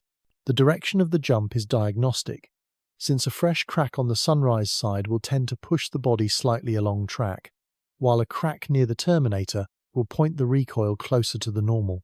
Model comparison protects against self-deception. Orbits are fit under gravity alone, then with one non-gravitational parameter, then with three, and finally with more elaborate anisotropic jets, where the subsolar point is allowed to lag by an angle. Each added freedom pays a penalty under information criteria that dislike unnecessary knobs. If the more complex model improves the prediction of future positions without exploding uncertainties, it earns its keep. If it only flatters the past and fails on the next night's data, it is dismissed. The bridge between chemistry and force is built by G of R. If carbon dioxide dominates at large distances, G should begin early and rise smoothly, with a throat that is not as steep as water. If water takes over near the star, G should transition accordingly. Fitting with the wrong G can produce a spurious transverse term, since a mismatch between the true timing of activity and the assumed one creates phase shifts that hide inside A2. The cure is to use spectroscopy and photometry to guide the choice of G, then lock that choice before final orbit solutions are published. Simulations of jets on spinning ellipsoids complete the picture. A Monte Carlo swarm of particles is launched from active patches with speeds drawn from realistic distributions. The swarm flies under gravity and radiation pressure, then is projected into the observer's plane. The synthetic tail is fed into the same centroiding algorithms used on real images. If the synthetic centroids reproduce the observed residuals only when jets are placed in specific latitudes and longitudes, then the map of active terrain is constrained. If the synthetic centroids produce shifts larger than observed, then the real nucleus must be larger, or the true jets weaker than the initial guess. After all this work, the verdict tends to be calm. The path is explained by the pull of a star and by gentle pushes from vapour that had waited under shadow. The acceleration points mostly along or slightly behind the sunline, in sizes that align with reasonable mass flow for a small body. The normal term is small, which suits a geometry where illumination did not greatly favour one hemisphere. Radiation pressure is present in the dust as a sculptor of tails, but it does not throw the nucleus off course. Torque is measurable in some cases as a slow drift in spin, again in amounts that make sense given the lever arms available to vents. Motions without masters can look delicate in plots and feel majestic on the sky. The delicacy comes from the units and the patience needed to measure them. The majesty comes from the harmony of causes that need no overseer. Gas leaving a crack at hundreds of meters per second, sunlight pushing grain by grain, heat leaving late from an afternoon that lasts a few minutes on a world the size of a hill, each adds a thread. Woven together, those threads tighten or loosen the line by just enough to be noticed. The notice becomes a number, and the number completes the story of how a small body carries its own small engines, which are nothing more than physics awakening under light. Time hides in substances and in speed. A small body carries two clocks that do not tick together. One is dynamical, written in its velocity relative to local stars and to the quiet drift called the standard of rest. The other is chemical, locked in layers of ice and dust where radiation and heat work their slow arithmetic. Read together, these clocks tell whether an exile is young in travel or only young in heat, whether it left its cradle yesterday by galactic standards or wandered for ages without ever tasting a close dawn. Kinematics offers the first hand of the dial. An interstellar traveller approaches with a velocity that can be resolved into a magnitude and a direction in the galaxy's geometry. The magnitude far from the Sun is its excess speed, the amount of motion that gravity cannot take away. The direction is a radiant pinned against the stars. If the vector sits near the local standard of rest, the object shares the average drift of nearby gas and many older stars whose motions have been softened by time and stirred by countless small tugs. If the vector resembles the coherent streams of young associations, it hints at a fresher departure, perhaps from a nursery where planets still shuffle for room. The separation is not clean, because stellar neighbourhoods are messy and encounters perturbed every tidy picture, yet patterns remain. Random velocities grow with age as the disk heats. A high dispersion in speed speaks of long participation in that heating. A quieter speed suggests youth or a lucky path through mild suburbs of the galaxy. Direction sharpens the story. Young, moving groups fly like schools of fish, their members sharing a heading inherited from birth in a cloud that collapsed along a trend. If a traveller's radiant aligns with one of those currents, a backward continuation of its straight path clips a region where stars still wear the colours of adolescence. The alignment does not prove kinship, because even a perfect vector loses its meaning after a few tens of millions of years in a potential stirred by spirals and by passing masses. It does, however, place a limit. A body aligned with a young stream cannot be older than the time that stream has remained coherent. A body aligned with no stream at all may have been sanded by time until it forgot its origin. Chemistry supplies a second hand, partly independent of the first. Interstellar radiation plants damage slowly in the outer skin, breaking bonds, driving off the most timid volatiles, and stitching dark organics into a crust. Cosmic rays reach deeper than sunlight, and their tally is kept by the thickness of processed mantle and by the saturation of colour. A few centimetres of crust can form on timescales shorter than 1 billion years when the environment is quiet. A few decimeters require longer or harsher fields. The exact depth depends on porosity, shielding, and the shadowed architecture of pores. But the principle is sturdy. A surface left in the dark between suns will tan. A surface that has basked near a star will flake and renew. Vapours read the deepest layers. Supervolatiles like carbon monoxide and carbon dioxide wake far from a lamp, while water waits for greater warmth. If a body exhales carbon heavily while water hesitates, the reservoir near the surface must be rich in species that cold preserves. That richness argues for a history of long, starless winters and few close brushes with heat. Repeated passages near any sun would boil away those timid ices in the top veil, leaving water to dominate early and often. Retention of carbon in abundance is therefore a chemical sign of thermal youth, even if the body itself is ancient in travel. Light curve behavior sketches a third, subtler dial. Rotation periods that are long and steady suggest a history without many strong torques from jets. A short, jittery period can point to active vents that have spun the nucleus in fits, more likely when a traveller has known many warm seasons. A single fast swing past a star is seldom enough to rewrite a spin profoundly unless the body is tiny or the vents are immoderate. Over very long epochs, however, even small torques accumulate. In the absence of strong seasonal cycles, the spin remains close to what ejection and early collisions set. In the presence of many perihelia, the spin begins to bear the stamp of thermal rhythm and asymmetric geography. Grain color and polarization are quiet chroniclers of exposure. Surfaces redden as irradiation builds large, complex organics, and polarization at certain phase angles climbs for porous aggregates built by gentle processes. Saturation levels exist, beyond which additional radiation deepens color little and alters scattering only modestly. Observing a slope near saturation hints that the outer skin has lingered long under rays. Observing a fresher tone implies either youth in space or a recent peeling that exposed new material. That peeling can be done by fractures, by eruptions from pressure, or by impacts with dust that sand away coats. The balance of these depends on how often close passes near stars have stirred and peeled the face. Noble gases carry memories in a different register. Argon and xenon trapped in ice write their own pressure and temperature histories. If they are present in release, they testify to layers that never warmed enough to let them leak away. Their measured proportions, if they can be won from the faintness, encode both formation conditions and the subsequent avoidance of heat. The absence of noble gas lines does not prove proximity to stars because detection thresholds are stubborn, yet the presence, if secure, is a lucid sign that time has passed in cold, not in light. Dynamics returns with a clock of ejection.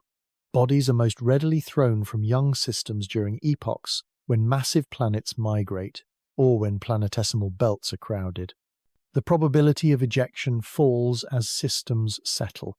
That bias tilts ages toward early departures. If ejection was indeed early, and if no star has since embraced the fugitive, then the travel time likely counts in hundreds of millions of years or more. Galactic tides and stellar flybys randomize directions further with each passing 10 million year slice. The deeper the randomization seen in the current space velocity, the longer the likely cruise since the last meaningful tether to a family of stars. Layering in the nucleus is a fossil of seasons that may never have existed. If heat has only once lapped over the surface, even for a brief season near a new sun, then amorphous ice can crystallize in the warmed zone, releasing trapped gases and changing porosity. Such crystallization leaves a modified layer atop colder fabric. Multiple warmings create multiple layers, each with different conductivity and strength. Outgassing through them yields time histories in production rates that step and pause as fronts cross boundaries. A coma that responds smoothly to rising light with little hysteresis suggests an uncomplicated stratigraphy and few past warm episodes. A coma that jumps and stalls can betray old seasonal fronts preserved in the crust. Impacts from interstellar grains are few but not zero. Their distribution writes small pits and microfractures over very long spans. The abundance of such scars integrates exposure to dust along a path that is not uniform in space. Clouds and spiral arms densify the flux. Voids relax it. While telescopes cannot count craters on an unresolved point, they can infer mechanical history from how readily fresh vents break through and from the sizes that dominate the dust stream. A crust that resists small grains but occasionally surrenders large plates hints at sintering and microfracture, annealing that require quiet time to mature. All these dials point toward a common reading when they are consistent. A traveller can be dynamically old and thermally young, meaning it left its birthplace long ago, yet has rarely felt a sunrise strong enough to boil water. It can also be dynamically young and thermally old, if it looped near stars many times before a recent ejection. Observations that find preserved supervolatiles, a narrow, heavy dust stream, modest non-gravitational drift, and colours near irradiation saturation conspire toward the first case. The age then lives in galactic tempos. The chemistry says it has not been warmed often. The speed says it has sailed long enough to forget its original score. The poetry of such a conclusion hides in the numbers. Take an excess speed of a few tens of kilometers per second, and a galaxy 100,000 light-years wide. Add a few close calls with stars that miss by comfortable margins and change headings by degrees. Stir that into a probability that favours ejection when planets are young. The product is a timeline long enough to make continents rise and fall on a distant Earth, long enough for lights to appear in city grids and to fade in power outages, long enough for languages to bloom and for myths to be born. Meanwhile, the small body keeps its cold interior and carries forward gases that remember a night so deep that even starlight felt like noise. Time, read this way, is not a burn mark or a calendar page. It is a set of tendencies, velocity that belongs to no tribe, ice that whispers of pre-dawn temperature, dust that chooses weight over grace, spin that refuses nervousness. Each tendency is a hand on a clock with no face. Taken together, they point to an age that uses the galaxy as a metronome. The hands do not give a year. They give a mood, one that says the wanderer is old in travel and young in sunlight, a clock buried in ice, still ticking beneath a crust that learned patience in interstellar dark. Planets are born inside fog. Around young stars, dust and gas flatten into disks where temperature falls with distance and chemistry arranges itself into rings of habit. Closest to the light, rock condenses and ice is forbidden. Farther away, water freezes and glazes grains. Beyond that, carbon dioxide takes hold. And in deeper cold still, carbon monoxide packs pores, with a frost that fractures at a whisper of warmth. In those outskirts, pressure bumps gather drifting pebbles, the way wind piles snow in hollows. A local traffic jam of grains thickens until gravity notices. Then clumps form by the streaming instability, a collective fall that turns a surf of pebbles into stones. Those stones inherit the climate of their birth. A body, assembled beyond the water snow line, grows with pores lined by ice and organics. A body forged beyond the carbon dioxide line hides fragments of that gas in pockets shielded from light. Farther yet, below 40 Kelvin, carbon monoxide pervades voids and coats, everything with a film so fragile that a spring day near any star will set it free. The mix of ices, and the way they are layered, depend on more than distance. They depend on the colour of the lamp. A red dwarf furnishes little blue and ultraviolet, letting molecules survive that would be torn apart near a hotter star. An A-type sun bathes its disk in harsh light that cooks chemistry before the planetesimals even learn their names. Disks also carry pressure ribs and gaps, and those structures trap particular grain sizes at particular radii. The traps carve the palette from which small bodies are painted. Minerals remember whether the disk had time to bake them into crystalline order. In cold belts, where shocks are rare and transport is slow, amorphous ice survives with cages that hold volatile guests. In warmer belts, crystalline ice dominates, and the cages collapse, releasing gases that must be recaptured deeper within. When an exile shows evidence of ices that normally flee at modest warmth, a story can be told in which its heart formed in a winter that never knew many flares. Such a winter is common around dim stars and around bright ones with deep shadows cast by dust. Migration by giants sets the stage for escape, A newborn Jupiter far out nudges planetesimals into resonances that pump their eccentricities and lift them towards scattering. Some are thrown into wide ovals that graze the edges of the disk and build a distant cloud of long hibernation. Some are flicked outward fast enough to pass escape speed for the star itself. In systems with multiple giants, the efficiency rises. A single close pass inside a Hill sphere can raise velocities by several kilometers per second. That is enough to free a small body from its parent light, but not enough to erase the cold in its core. The ejection event is a shove, not a furnace. Binaries excel at clearing debris. A companion star on an inclined orbit triggers Kozai cycles that trade inclination for eccentricity. Over thousands of years, pericenter can drop until a pass by a giant becomes surgical and final. The companion's tide also turns a quiet cloud into a source of travelers by pumping trajectories into escape cones. In dense birth clusters, close stellar encounters supplement this work, rattling outer reservoirs and sending bodies into the dark between suns. The wanderers that survive carry a record of both beginnings and evictions. Rings written as chemistry, exits written as speed. A second birth is possible if rock meets rock. In crowded belts, collisions between icy boulders can shatter crusts and expose interiors that had slept since assembly. Pieces can detach as monoliths of layered ice and dust, their faces already sintered by radiation. If a grazing encounter with a giant planet tears at a larger body, shards leave along stress lines. Those shards may be compact and porine fines, predisposed to release larger grains when warmed. A tail fed by pebbles rather than powder follows naturally from such a provenance. The lack of an abundant dust confection would then be inheritance rather than personality. Disks are not uniform in composition. Carbon to oxygen ratios vary with radius and with time as gas drifts and frost lines migrate.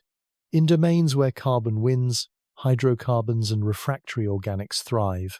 In domains rich in oxygen, water and carbon dioxide dominate and tar is muted. A planetesimal that grew in a carbon-heavy pocket will age into a body with a darker coat and a steeper red slope in reflected color. Its breath, when warmed, will favor carbon-bearing molecules even when water is available to boil. A planetesimal that grew in an oxygen-heavy pocket will carry a brighter face and a wetter exhale. Both archetypes can form in the same disk, divided by a pressure bump or a migrating snow line that shifted as the star cooled and the accretion rate declined. The birth cloud around a star matters as much as the star itself. Ultraviolet from massive neighbors can sculpt chemistry at great distances, converting carbon monoxide into carbon dioxide and complex organics on grain surfaces. Cosmic rays roam, but their flux depends on magnetic fields and on the density of the environment. Bodies assembled under a cruel ultraviolet lamp acquire different surface mantles than those assembled in a sheltered cove.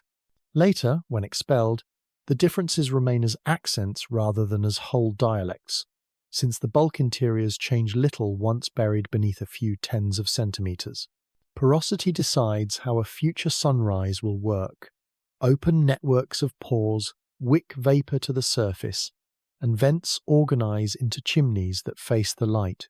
Closed pores hold pressure until a crack opens, releasing gases in short, precise size. A body born in a slow, gentle accretion regime tends to be fluffier and more amenable to open pathways. A body born by violent sticking and compaction tends to be denser and more selective about where breath finds a route. Vent geometry sculpted during assembly persists across ages through sintering and microfracturing. When sunlight arrives after a long exile, the pattern of release echoes that first architecture. Ejection leaves fingerprints beyond speed.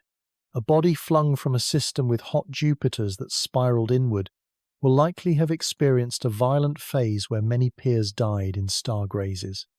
Surviving objects from such a place may bear skins hardened by repeated weak heating and then sudden liberation. A body expelled from a quiet system with distant giants may never have passed within a temperate zone at all. its outer layers will be pristine in their cold chemistry. If later observations hint at gases that wake far from warmth, and at dust that favours weight over fineness, the quieter kind of origin becomes credible. The stellar type that hosted assembly sets deep limits. Around M dwarfs, the waterline sits near 1 astronomical unit or less during the earliest, brightest epoch, and carbon dioxide condenses closer still when accretion calms.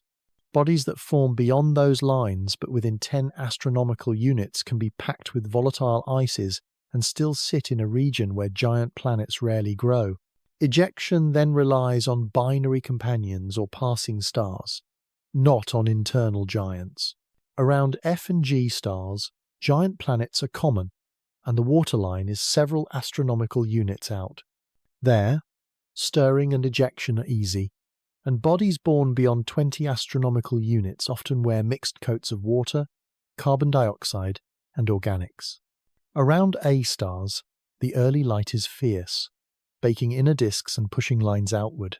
Small bodies that survive out there are deep winter children. If expelled, they travel with cores that have barely met warmth. A different pathway asks whether the object could be a crustal slab pried from a larger icy world. If a dwarf planet developed a seasonal nitrogen or carbon monoxide veneer, a glancing impact might peel away sheets of volatile, rich layers. Those sheets would be fragile, bright, and prone to rapid retreat when warmed. They would carry little dust and would answer to sunlight with behaviors very unlike sturdy comets. A body that carries a persistent dust load and long-lived gas production speaks against such a delicate origin. For sturdier shrapnel, a collision inside a cold belt can provide fragments with low fines and strong cohesion. Those fragments would echo the tail behavior of a pebbly coma and resist blooming even when the lamp grows. Formation beside strange suns is thus a menu of climates and engines, rings of frost and gas, traps and gaps, giants that march or linger, companions that tilt and stir, neighbours that irradiate, and clusters that jostle. Out of those parameters arise families of small bodies with distinct tempers.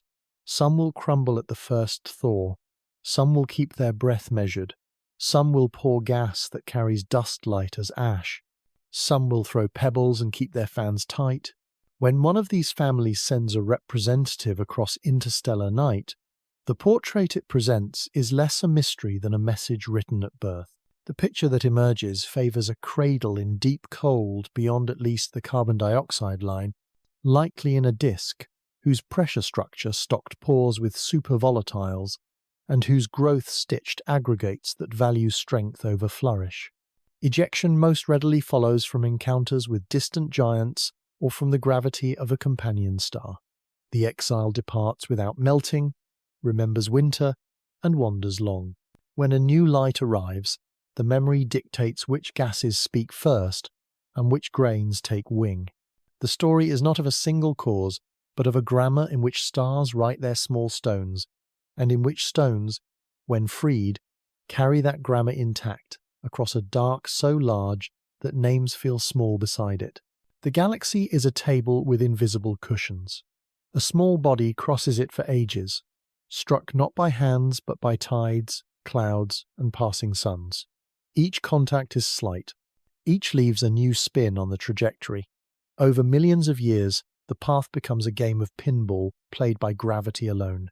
To watch that game with clarity, modelers build a cosmos inside a machine. They set the potential of the stellar disk, hang a bulge at the center, stretch a dark halo until the edges of memory, and let a swarm of numerical travelers loose to learn what gentle violence can do. The largest player, quiet and patient, is the galactic tide. In the thin disk, it pulls mostly up and down, breathing objects above and below the plane in an oscillation whose period is measured in tens of millions of years. The amplitude depends on initial speed and height. The tide adds no shock. It is the sort of hand that rearranges furniture while the owner sleeps. And in the morning nothing is where it was, but nothing is broken. Against that slow swell, a second rhythm beats, as the galaxy's differential rotation shears everything sideways. Velocities are braided by epicycles whose radii count in hundreds of parsecs and whose phases wander like weather. The combination slowly warms or cools a distribution in velocity space without the drama of a single decisive encounter. The drama arrives with stars. Most fly past at safe distances, a parsec or more, and their influence is a nudge that barely registers until the book of centuries is thick. A few pass closer. 1/10 of a parsec is rare, but not miraculous on long timescales, and at that range a solar mass perturber writes a clean impulse into a small body's path. The impulse approximation gives a taste of the effect. The change in velocity is roughly 2 times the perturber's mass, times the gravitational constant, divided by the product of closest approach distance and relative speed. Small angles, many times. The record of those angles accumulates like the roughness on a river stone. After enough rolls in the current, the memory of an original heading fades. Molecular clouds act as fat fingers on the table. Their masses reach millions of suns, their radii tens of parsecs. A single glide through a cloud's outskirts changes a traveller's speed by kilometers per second, and because the encounter spans many epicyclic periods, the impulse limit fails, and adiabatic effects matter. Simulations treat clouds as moving wells, softened to avoid numerical pathologies, then roll test particles through the pattern of arms, where such clouds prefer to live. The result is a more efficient diffusion in velocity than stars alone can produce. Each arm passage is a season. Each season leaves a different tint on the swarm of possible futures. Bars and spiral patterns add structured mischief.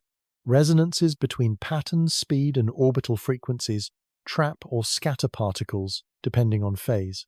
Near corrotation, a traveller can surf the arm, exchanging angular momentum without much change in energy. Near Lindblad resonances, eccentricities grow or shrink with a predictable bias. In long runs, some test particles are shepherded inward or outward by a few hundred parsecs. That drift is slow compared with the time between close stellar grazes, yet it matters because it changes the background population of perturbers encountered next. A body nudged inward spends more time among dense stars and is struck more often. A body nudged outward rests in quieter suburbs and keeps its old vector longer. All of this is coded into experiments that begin with an ejection from a planetary nursery. Initial speeds are drawn from distributions suggested by encounters with giants. Some test particles leave with 10 kilometers per second, some with more, a few with less. Directions are set isotropically or with mild preference for the parent disk midplane, depending on the architecture assumed. The swarm is then integrated forward for hundreds of millions of years. At each step, a synthetic sky of stars is generated from a population model that matches the local mixture of thin disk, thick disk, and scattered cluster remnants. Encounters closer than a chosen threshold are applied as impulses with softening where appropriate. Passages through arms are modelled by time-dependent perturbations to the potential. The whole lives under a fixed galactic rotation curve that keeps the frame honest. The point is not to predict one history, but to show how many histories make a single present. After a long run, the swarm's velocity vectors fill a cloud in space. The cloud is not uniform. It thickens near the local standard of rest, and stretches along the directions set by streaming motions of the disk. Within it, a fraction of trajectories cross any given small cone on the sky. If a small cone is centered on the radiant of a particular interstellar traveler, the fraction is a number the mind can grasp. In many experiments, that number is modest but far from absurd. The lesson is harsh against vanity and kind toward patience. A line seen in a telescope can be the last projection of a very ordinary random walk. Close passages by stars leave sharp signatures in backward integrations, trace a present trajectory backward, and the uncertainties swell like smoke. Yet within a few million years, clusters of clones sometimes converge on a narrow tube in space where a star once crossed. If the geometry lines up and the relative speed is suitable, that event is a candidate for the last significant kick. The past beyond that event dissolves into a blur. Another candidate appears, then another, until the path is a chain of possibilities rather than a narrative. This is not failure. It is the natural erasure written by a system that mixes without mercy. The Sun participates in this same crowd.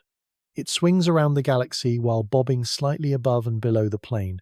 Its own close encounters with stars and clouds add mild chaos to the reference frame. The ecliptic plane rides along like a coaster under that motion.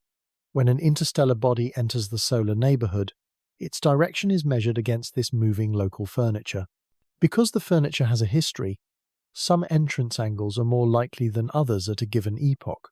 Simulations that include the Sun's recent path through arms and lanes reveal that today's easier approach directions cluster around the flows of the local disk.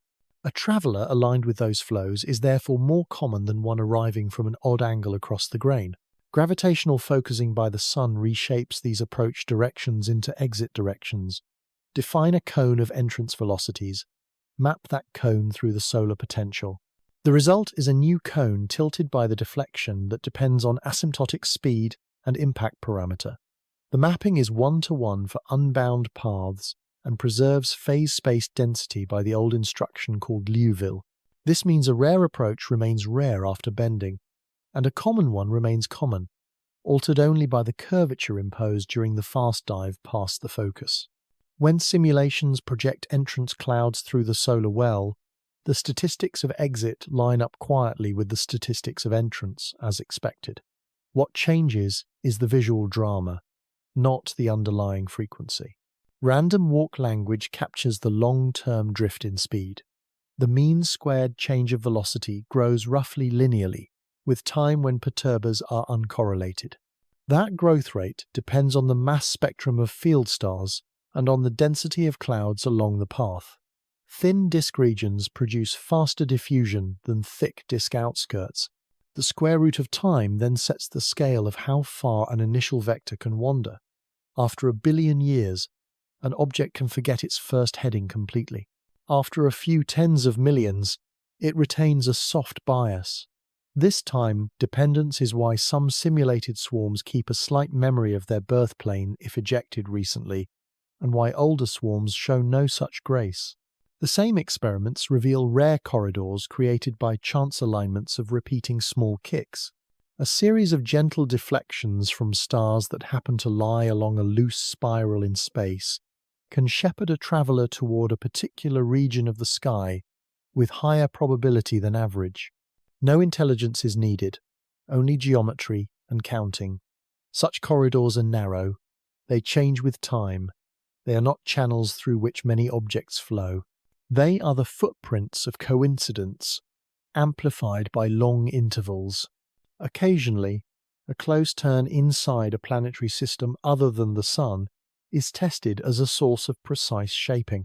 The probability that an interstellar stone wanders into the influence of another star's giant planet and is then slung into a fresh line that happens to intersect the inner solar system is small. Yet small probabilities cash out into events when the trials number in grand figures. Simulations that include cross-sections for such deep encounters show that while the rate is low, it is not zero. Most trajectories become gentle wanderers. A very few are sharpened by an alien Jupiter into arrows that travel far before the next soft tap blurs them again. Pinball through galactic fields is not a metaphor in the code. It is a sum of Hamiltonians and impulses carried long enough to show that order grows from many small causes with no plan. A line that looks deliberate in a small frame is a natural child of that sum. The map of kicks is written in the history of the disk, in the tides of a cloud, in the sleepy drift of 1 million suns, in a brief passage through the focusing cone of a modest star. When a traveller arrives with the right speed and angle, it does not announce design. It reveals the patient arithmetic of a crowded universe. Probability sits the witness chair while 2 models take their places at the bench. One model says that geometry is the child of ordinary causes acting without aim. The other claims that some hand prefers certain lines, and that preference leaves a trace. The room is quiet, because numbers speak softly. The task is to decide how often ungoverned histories produce a path that feels composed, and how much better any alternative must perform before belief should move. Model comparison gives the proceeding a spine. Call the natural account M0. It draws approach directions and speeds from distributions set by ejection physics, galactic stirring, and the focusing of a single star. It passes those trajectories through a selection function that mimics real surveys with their cadences, sky coverage, limiting magnitudes, and weather. Call the agency account M1. It must specify intents, tolerances, and capabilities that could create the observed neatness. Each model pays rent for its parameters. M1 pays more because it asks for added structure. A verdict cannot lean on hindsight. If a line looks uncanny because it hugs a plane, or because it grazes a convenient longitude, or because its speed sits in a narrow band, those feelings must be translated into a test statistic T chosen before the data are examined. The statistic might be the absolute inclination to a reference plane. It might be the angle between the approach vector and the mean motion of the local disk. It might be a compound score that rewards planarity and penalizes large non-gravitational drift. Declare T. Fix a threshold. Freeze the rule. Selection is the first attorney to cross-examine surprise. Surveys spend more nights near the belt where known planets reside. They trap motion near that belt more efficiently than motion at high latitude. A naive null that assumes uniform detectability across the celestial sphere overstates the oddity of a near-planar pass. The fix is to embed a detection kernel D into simulations. D should rise where cadence is dense, fall where glare or twilight intervene, and vanish where the search never looks. Each synthetic traveller is weighted by D before any tally of unusualness is made. With that machinery in place, an analytic warm-up sets intuition. For truly isotropic approach directions, the probability that the inclination I to a given plane is less than an angle theta is 1 minus cos theta. At 5 degrees, that is roughly 4 in 1,000. Under selection that favours a band plus minus 15 degrees wide, the conditional probability of falling within 5 degrees given detection can be on the order of 1 in 3, depending on details of limiting magnitude and trailing loss. The same event can be rare or ordinary depending on whether you count the full sky or the part of the sky the net actually fishes. Compound criteria demand more care. If the performance metric T rewards both small inclination and a specific argument of perihelion that places closest solar pass at friendly elongations, selection ties the two. Many surveys avoid small elongations, so the detectable set already leans toward arguments that spare glare. A conjunction that looks choreographed may simply reflect the geometry of when telescopes can afford to look. Simulations must therefore draw orbital elements from M0, feed them through D, and record T for only those synthetic objects that would have been seen at all. The look elsewhere effect takes the stand next. Human pattern hunger can choose from many stories after the fact. If a path is not near a plane, attention can pivot to its speed. If the speed is not special, attention can pivot to its color or to the narrowness of its tail. Each pivot is a fresh hypothesis posed after seeing the data. Correct practice is to count all such pivots as part of the same family of tests and pay the appropriate penalty for multiple comparisons. In plain terms, a single low p-value among many possible statistics is not surprising. A low p-value from a statistic fixed in advance is more persuasive. Bayesian bookkeeping keeps the proceeding honest. The marginal likelihood under M0 comes from integrating over uncertainties in ejection speeds, approach directions, and survey behavior. The marginal likelihood under M1 must integrate over choices that a steering agent could make and over noise in its execution. Occam's razor appears in the ratio of these integrals. If M1 can fit almost anything by flexing many knobs, it predicts little and is punished. If M1 makes sharp predictions that match the observed T while M0 struggles even after selection is accounted for, the balance can swing. The bar is high because the prior for agency is low in a universe that has yet to provide a confirmed artifact. Posterior predictive checks add a layer of humility. Under M0, generate many replicate skies and ask how often at least one detected interstellar object in a small sample exhibits a T as extreme as the observed one. Even when the single object probability is modest, the any object probability across an ensemble can be comfortable.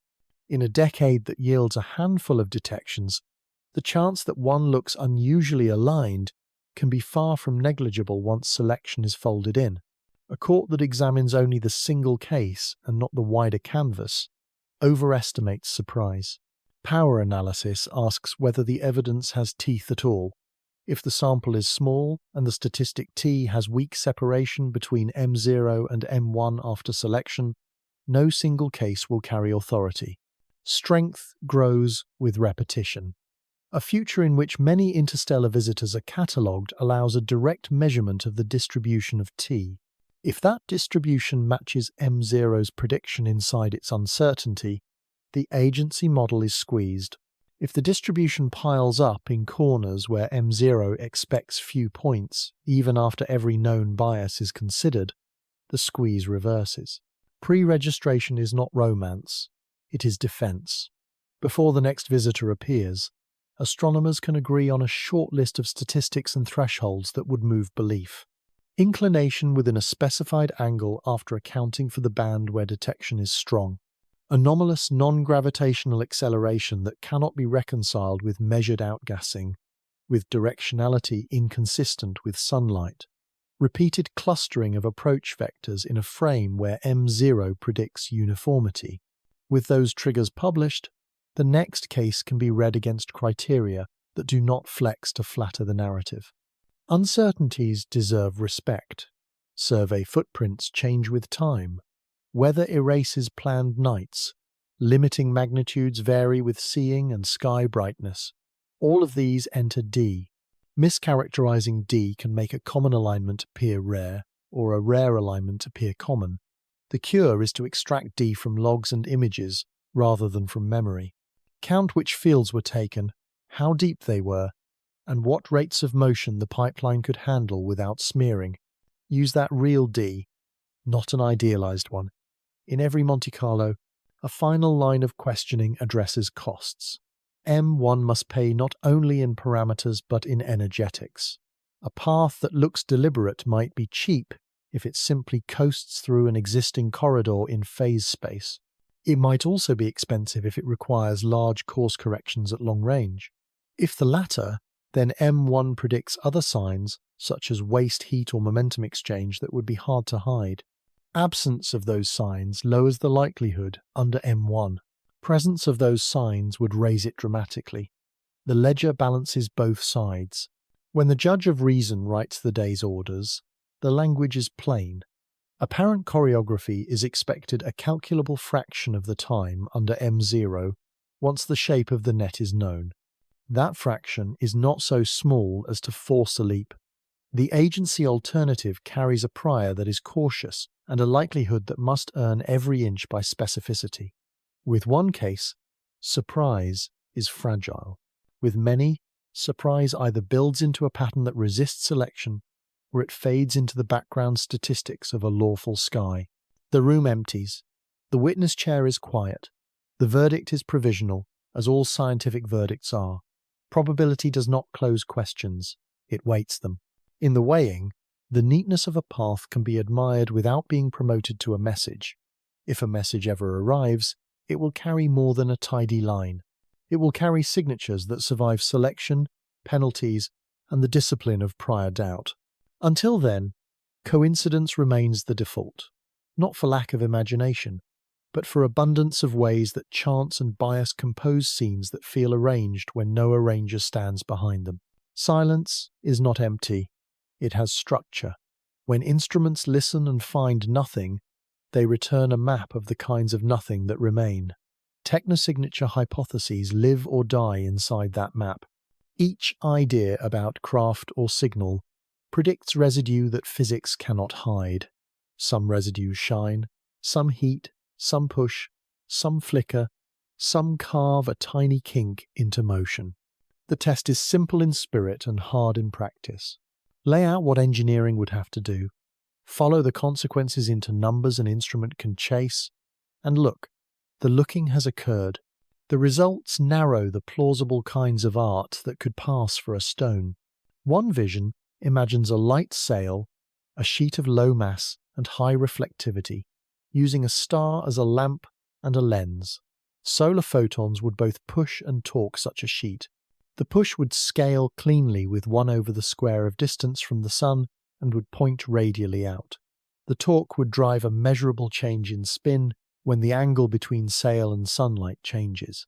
A thin plate tumbling would also produce specular glints, flashes that rise and fall faster than ordinary rotation brightening could manage. Polarization across the glint would spike. In the infrared, the sheet would be cool compared to rock, since most energy would bounce rather than soak in. Astrometry would prefer a pure radiation pressure term, not a gas-driven function that begins far from the star. When data fail to show such a clean radial push, and when glints and polarization spikes hide within noise, the sail remains a story without a hook to hang on. Constraints are not perfect. They are still heavy. Another vision imagines a baton-like object, elongated and spinning, an engineered shard meant to maintain stability in torque-rich environments. Stability has traits. The rotation axis would either align with a principal inertia axis or exhibit a controlled precession with a period protected against minor vents or solar pressure. A baton built with purpose could carry internal masses that damp unwanted nutation. Photometry would reveal smooth, repeatable light curves with harmonics that fit a rigid body with chosen symmetry. Occultations of background stars, if captured, would show silhouettes that maintain edges longer than rubble can. When photometry prefers gentle irregularity rather than clockwork, and when no crisp silhouette passes across a star in the right geometry, the baton loses some of its shine. A third idea prefers propulsion, not sails. Microthrusters expelling neutral gas or beams of ions would sculpt momentum with obligation to waste heat.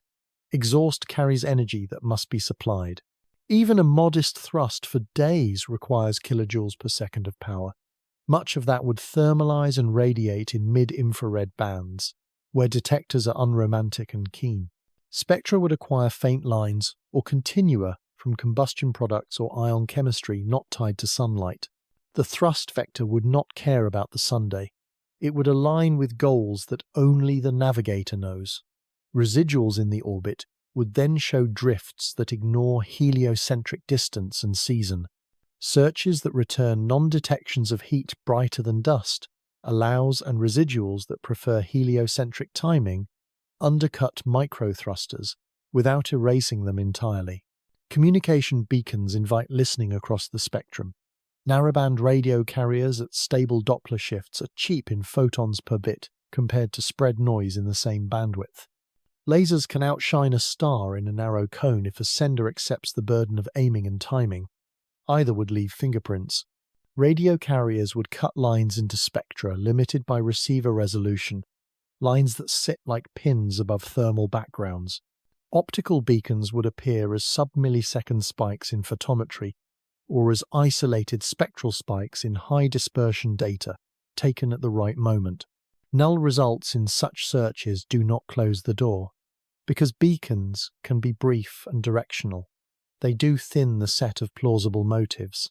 A messenger that wished to be found by minds like ours could be louder and still affordable. A messenger that wishes to remain subtle or to speak only to another station elsewhere would look just like emptiness to us. A subtler technosignature hides in thermodynamics. Large engineered surfaces at low temperature often aim to minimize waste heat through high reflectivity and clever radiators oriented away from observers. Yet a fast pass near a star is a furnace.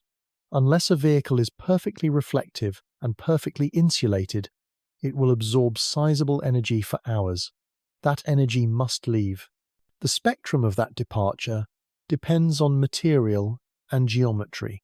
The absence of an infrared excess beyond what dust and rock explain is not definitive, but it pushes designs into a corner where they become either extreme in reflectivity or extremely small in mass and area.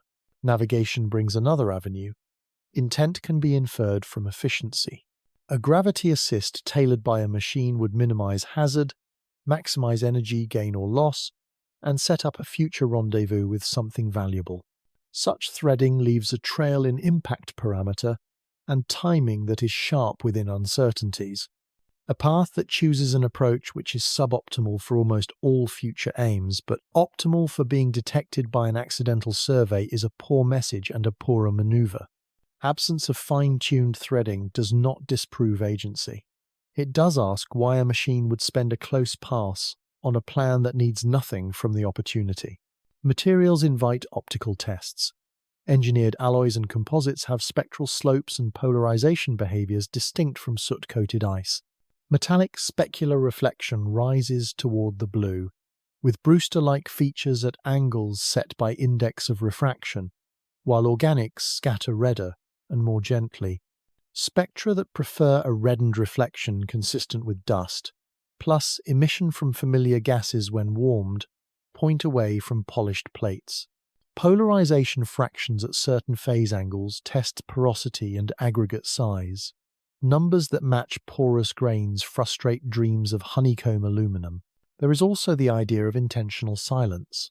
A probe could refuse to emplace signatures, could ride a natural body as camouflage, could contrive a bound on its own detectability to sit below the flaws of current instruments.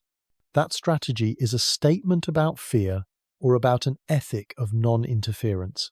It is also a risk, because a silence so disciplined erases the only route by which anyone could separate art from stone. In that darkness, probabilities and priors rule.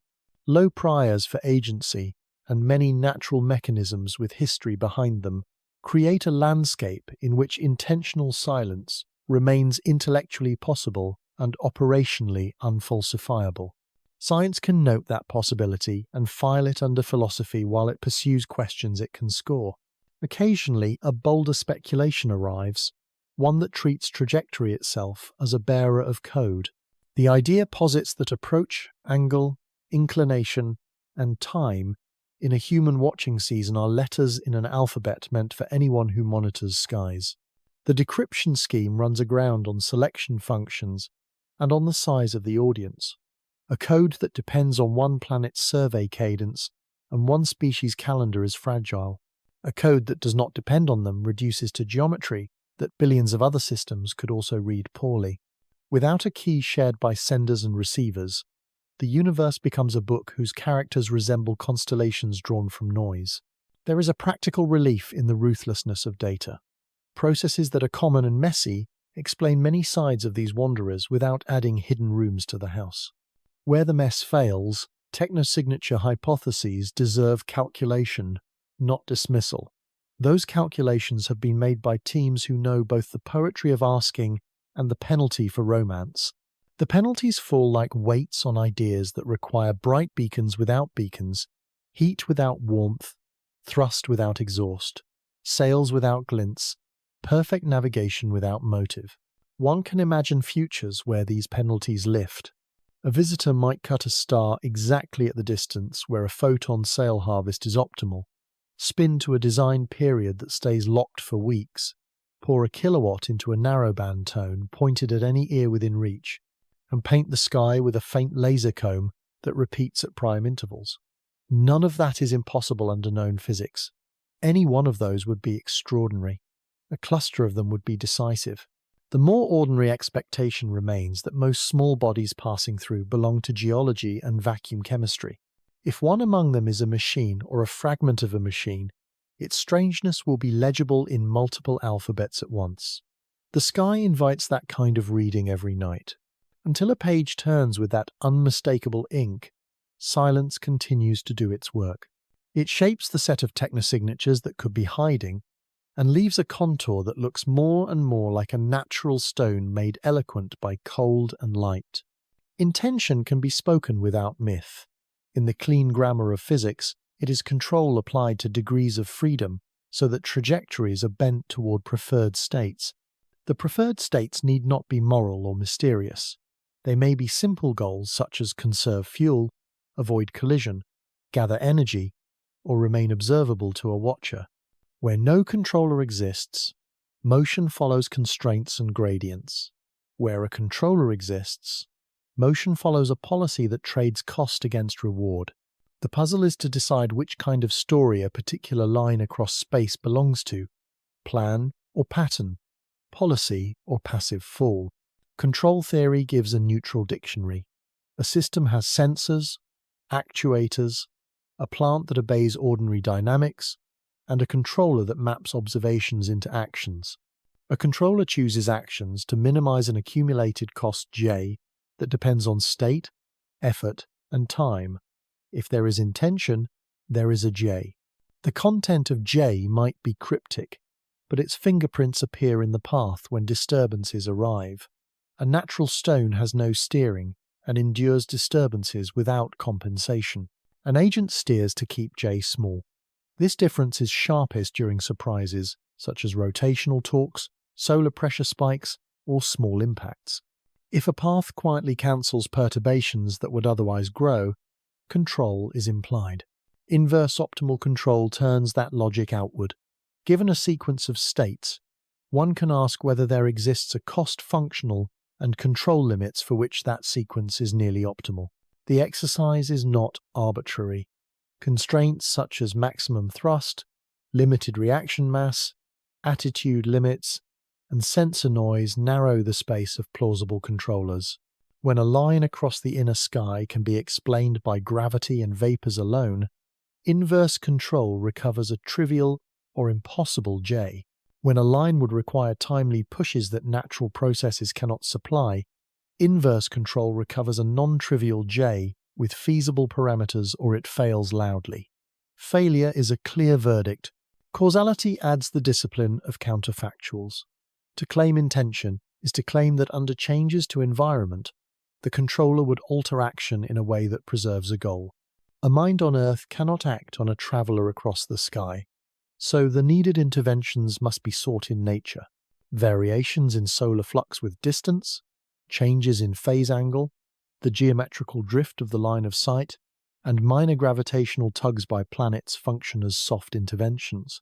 One asks whether the response to these changes matches the response predicted by passive dynamics alone, or whether hidden actuators are implied. If a response repeatedly aligns with do-nothing physics, intention loses leverage. If a response repeatedly aligns with a policy that is insensitive to sunshine and season, intention gains, provided energy and mass budgets make sense. Thermodynamics guards the door to agency.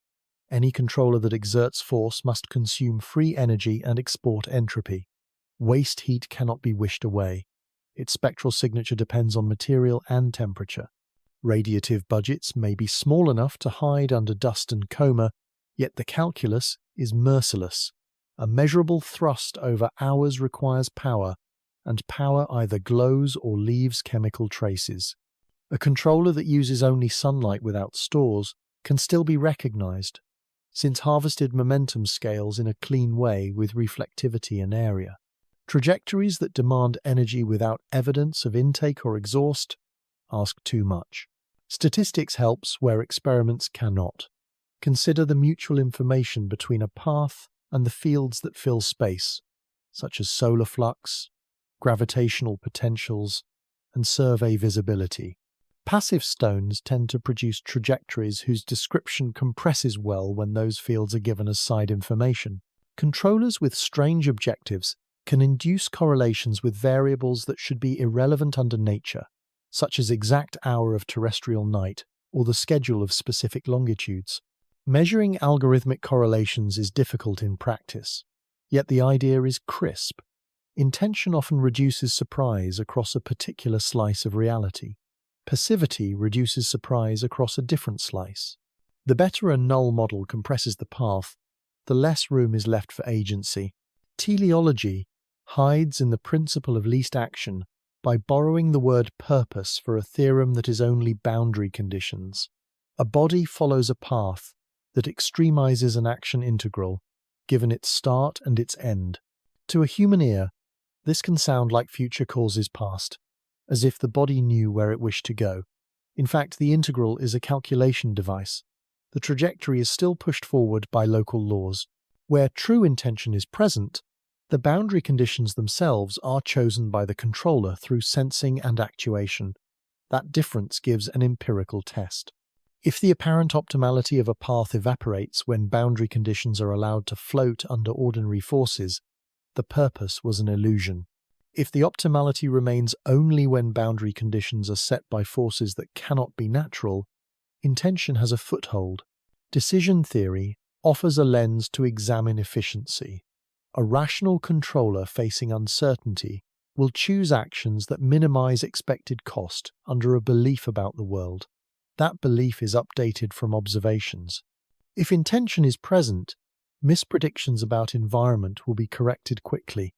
In data, this looks like adaptive changes that align with new information but not with heliocentric distance alone. For example, a controller that seeks maximum visibility to a specific vantage point would alter course when clouds or daylight defeat its aim, if such alterations were physically possible within its power.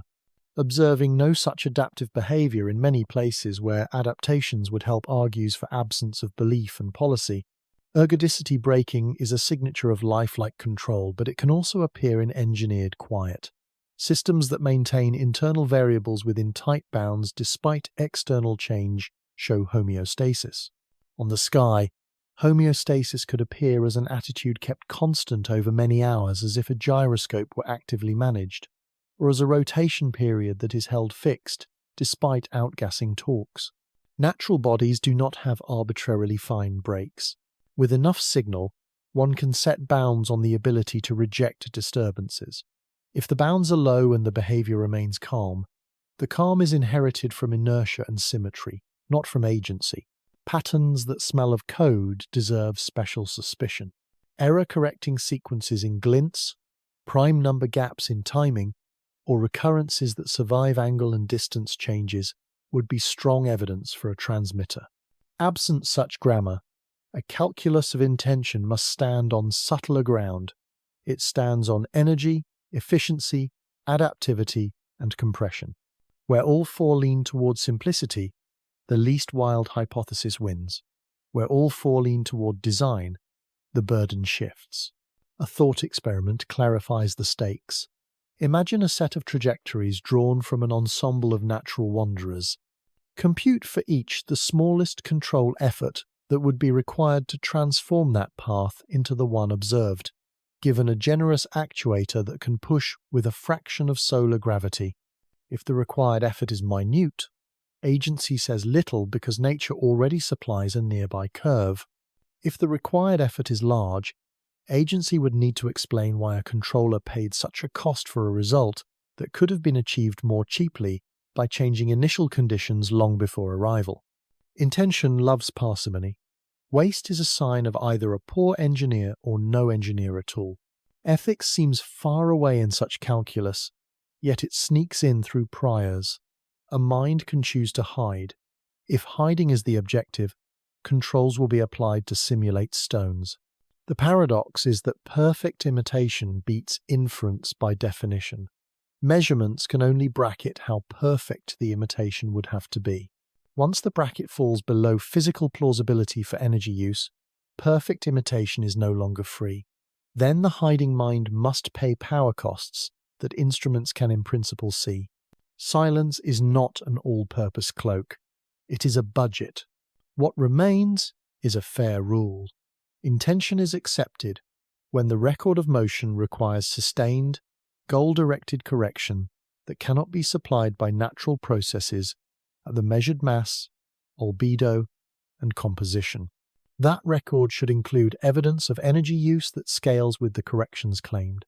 It should include adaptivity that follows information rather than sunlight. It should include patterns that compress better under a policy model than under a passive model. Lacking such a record, the calculus returns an ordinary verdict.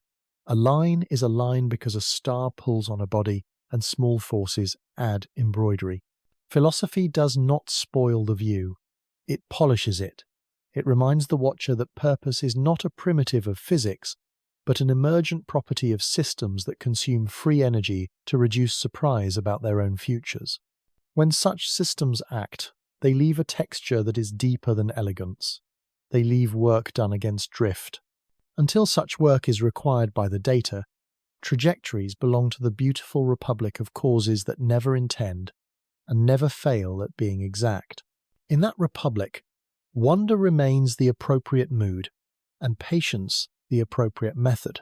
Night is not conquered by eye alone. A regiment of tools moves across the dark, each with a talent and a stubbornness, each cutting a different window into the same passing speck. Wide survey cameras sweep first. They are built for cadence and for area, not for dainty detail. Fast optics pour sky onto deep depleted CCDs or low-noise CMOS arrays. Pixels are large enough to drink photons quickly, small enough to resist confusion in crowded star fields. Pipelines do the real seeing. Moving object software links point detections into coherent tracks while rejecting ghosts raised by satellites, cosmic rays, and the thin mischief of imperfect subtractions. Synthetic tracking helps when a target is faint and fast, co-adding many short frames along a trial rate so that motion becomes a point again. The reward is a real-time alert that tells the rest of the world where to look and how quickly to move. Follow-up mirrors are heavier and slower. Apertures 3 to 10 meters across gather light into a steadier flame. Non-sidereal tracking sets the motors to a custom pace, so the visitor stays sharp while the starfield drags. Guiders learn a new dance as the reference frame shifts under them. Adaptive optics can help when there is a guide star bright enough and near enough, but moving targets challenge correction loops that expect sidereal drift. Most nights the seeing is allowed to breathe, and the gain is won by exposure time and by careful scheduling. Q observing serves the cause. Operators slide the target into gaps opened by weather or by bright moon, catching the brief hours when elongation and altitude are both kind enough to yield science. Spectrographs turn brightness into chemistry. Low dispersion instruments spread light just enough to separate continuum from the bands and lines that betray gas. High dispersion shells carve it into thousands of narrow channels, where velocities, line shapes, and isotopes can hide. Slits are rotated to the parallactic angle to keep the atmosphere from prying colours apart. An atmospheric dispersion corrector, if present, is tuned until blue and red fall on the same pixels. Lamps of thorium and argon write rulers on the detectors. Solar analog stars divide out the sun's spectrum so that dust reflects in its own voice. For gas, calibrations fold in fluorescence efficiencies that depend on distance from the star and on solar activity indices.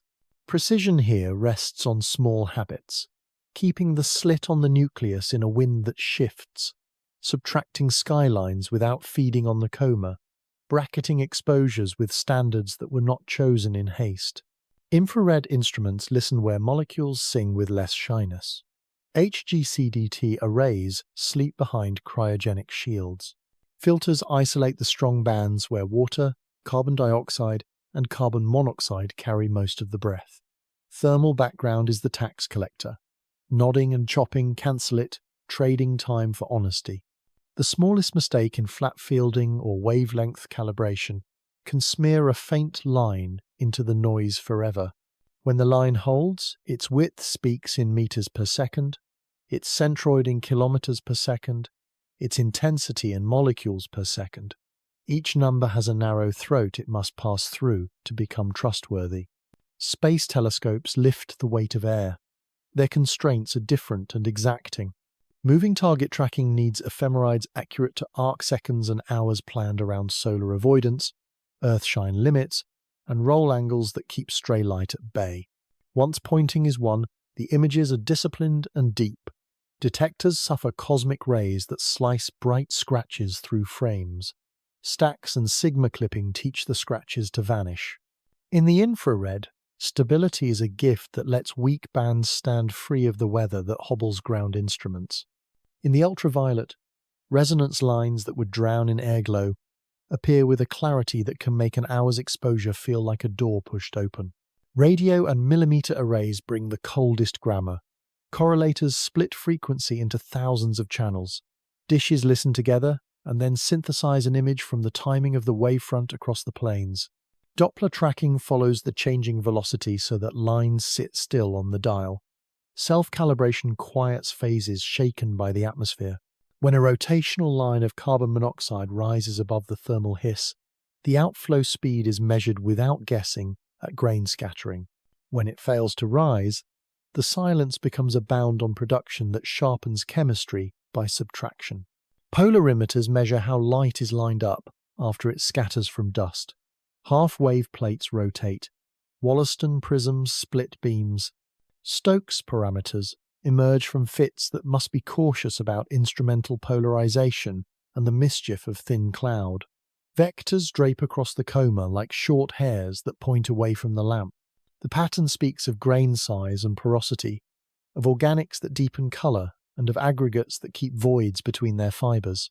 Polarimetry is never a bright headline.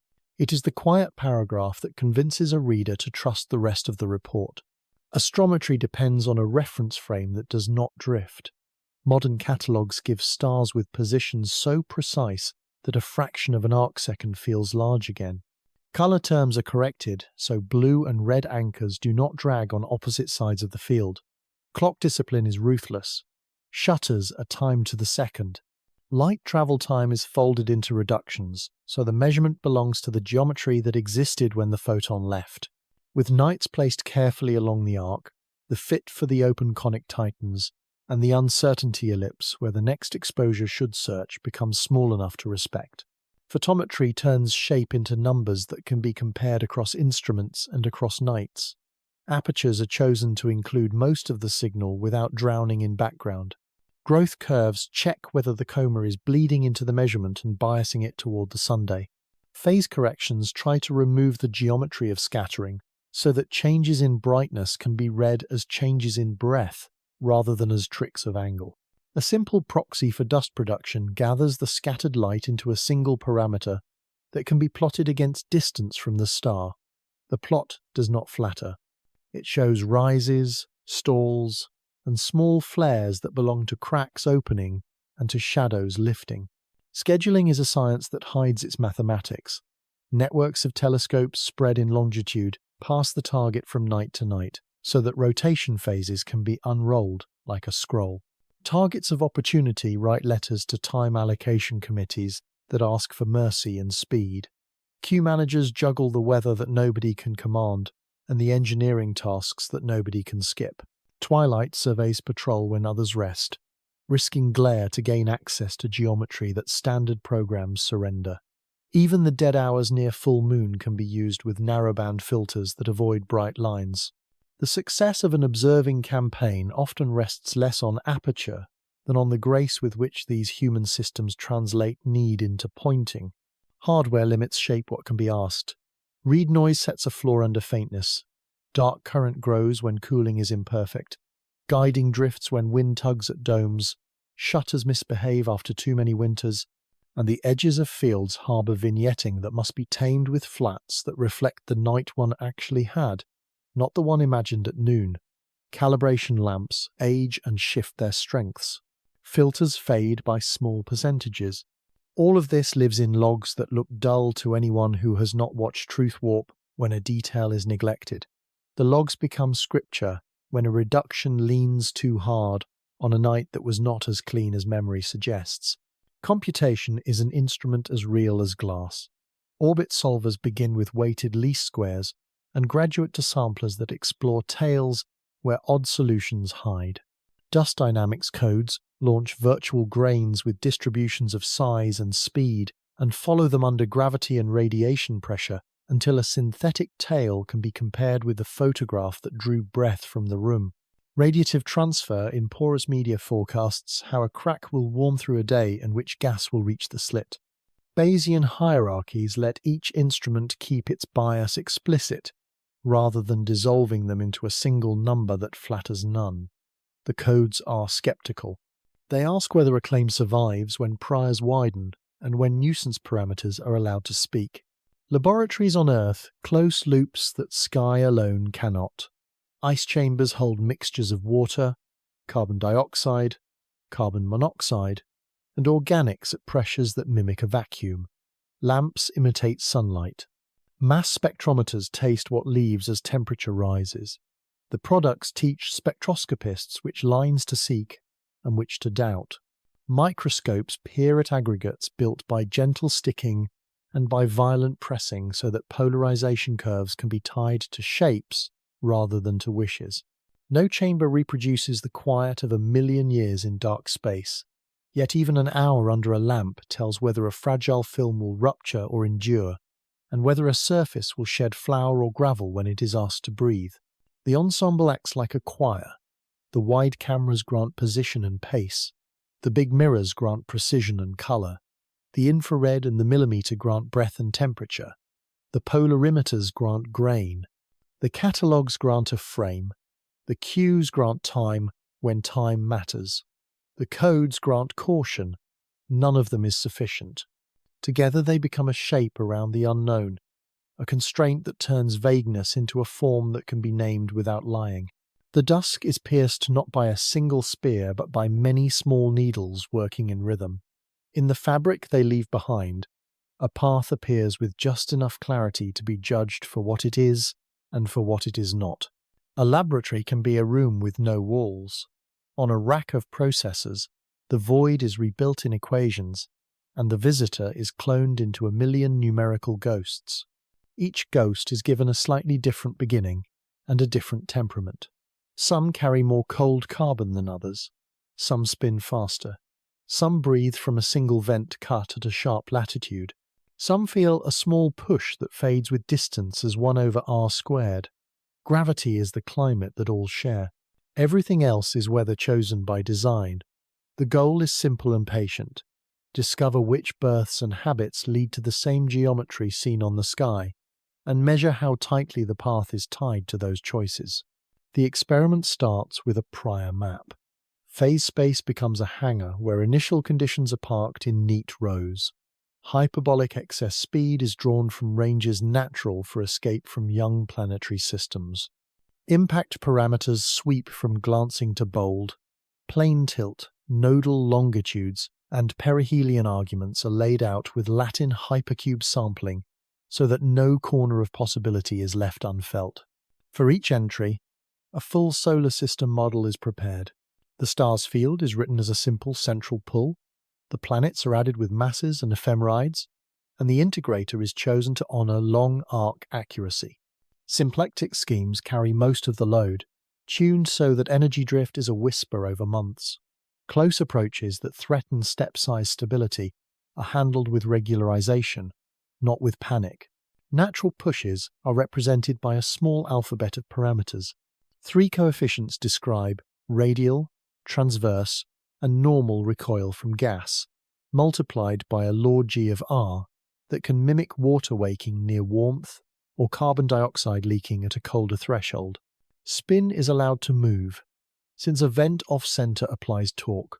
An axis direction in celestial coordinates, a sidereal period, and a thermal lag provide enough geometry to turn the model from a gravity toy into a breathing stone. To that, a single line can be added to explore deliberate acceleration, a constant area to mass radiation force, in case a thin plate hides behind the dust. The aim is not to accuse, but to constrain. Each ghost is flown under these rules. The integration produces an orbit and an evolving state vector for spin and vents. Synthetic observables are then computed. Astrometry is taken at the time's real telescope's reported positions, but first it is blurred through the same uncertainties and centroid biases. Photometry is generated in standard bands, phase corrected by the same empirical curves used by observers. A proxy for dust production is calculated from the synthetic coma and then degraded by noise drawn from real nights. Infrared and millimeter line fluxes are produced by feeding the gas rates into a fluorescence and radiative transfer engine that knows what distance from the sun does to excitation. This forward model, repeated at scale, becomes an emulator of reality. It can be turned around into an inverse problem, without apology. A set of summary statistics is chosen that captures the face on the sky and the breath in the spectra. The statistics include the inclination relative to the ecliptic at closest approach, the deflection angle through perihelion, the direction and magnitude of non-gravitational drift over a fixed time, the slope of a dust proxy with distance, and simple line ratios that carry the voice of carbon against water. Approximate Bayesian computation takes these statistics and walks the prior map, accepting ghosts whose summaries fall within small balls around the observed ones. The accepted ghosts trace the preimage of the present in the space of possibilities. Sensitivity analysis then ranks the knobs. Sobel indices are computed by varying one group of parameters at a time while integrating out the rest. Hyperbolic excess speed dominates the shape of the curve. Impact parameter controls the neatness of the sweep across the plane. Spin axis orientation has little to say about the geometry but speaks loudly about the sign and size of transverse drift. The chemical law G of R is a judge of timing rather than of destiny. It decides when deviations arrive, not whether the line opens. The Sale coefficient, when allowed, must grow to implausible values to matter, and even then it produces a drift with a radial dependence that refuses to match the measured one. These rankings are not opinions. They are the footprints of variance apportioned across causes.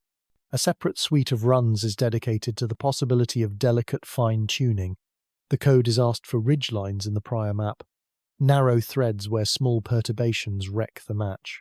Those ridges identify trajectories that would require improbable coincidences upstream. Few are found. Instead, broad basins of sufficiency appear.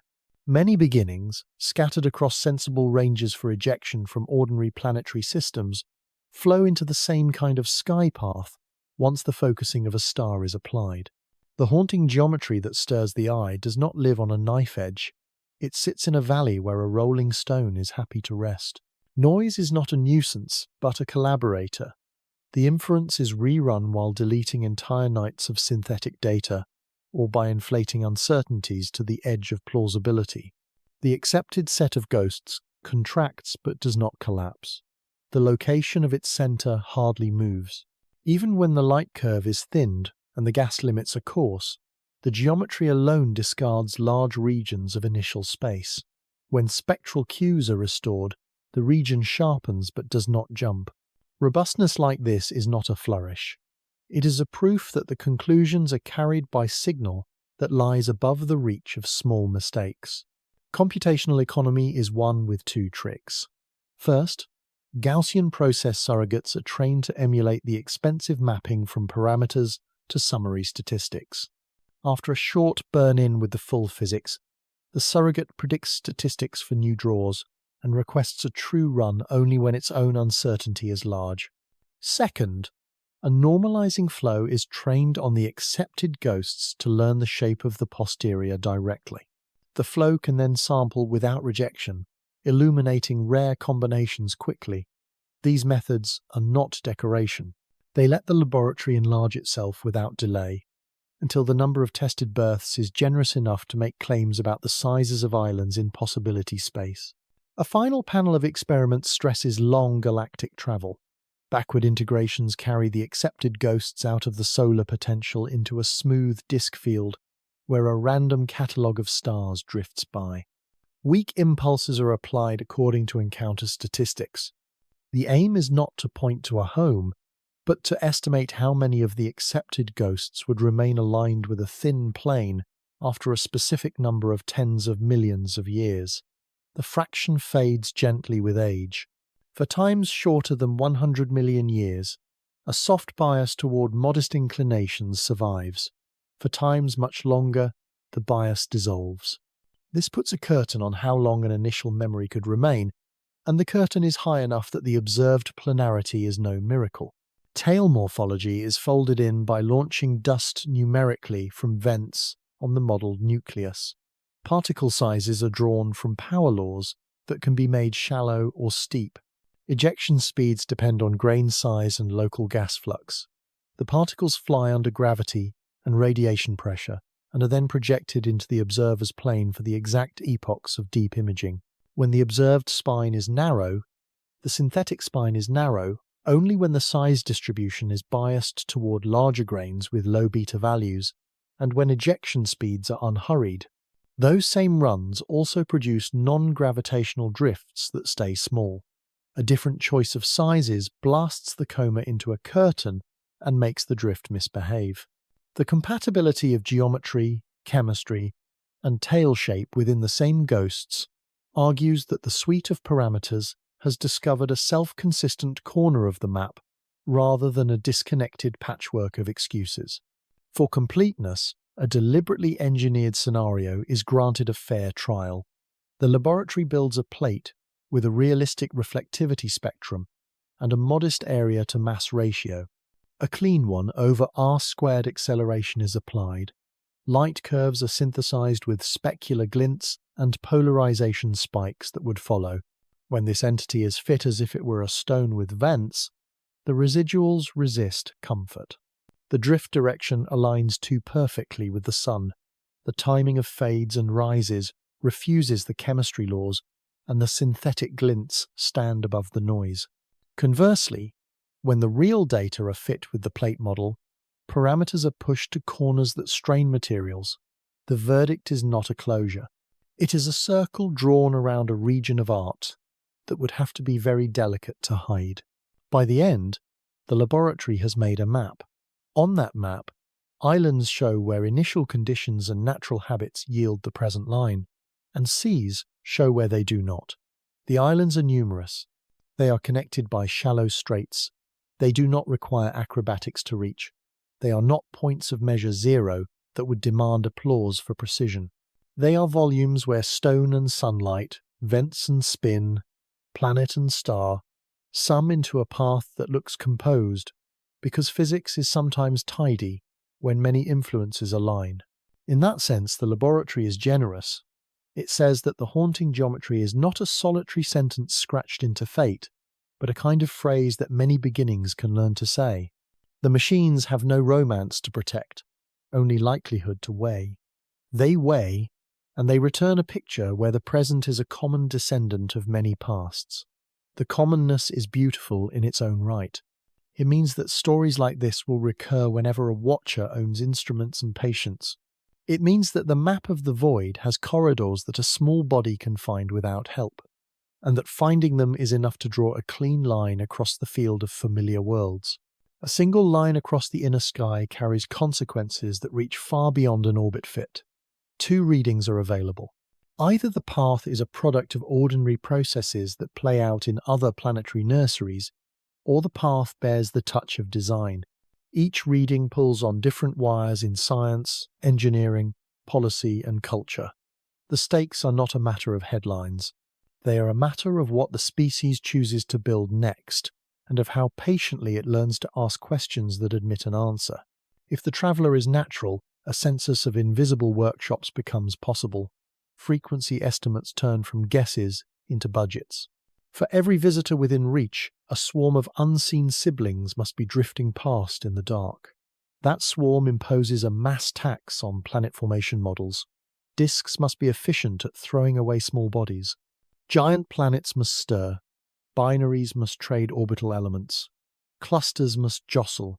Numbers pulled from detections feed back into models of disk viscosity, pressure bumps, migration histories, and ejection channels. Chemistry then calibrates climate. Heavy early release of carbon species tells where snow lines sit in alien disks and how pressure traps sort grain sizes. The galaxy begins to look like an economy that exports pebbles from young factories to old neighborhoods. Natural status also points to an opportunity that is technical, not only conceptual.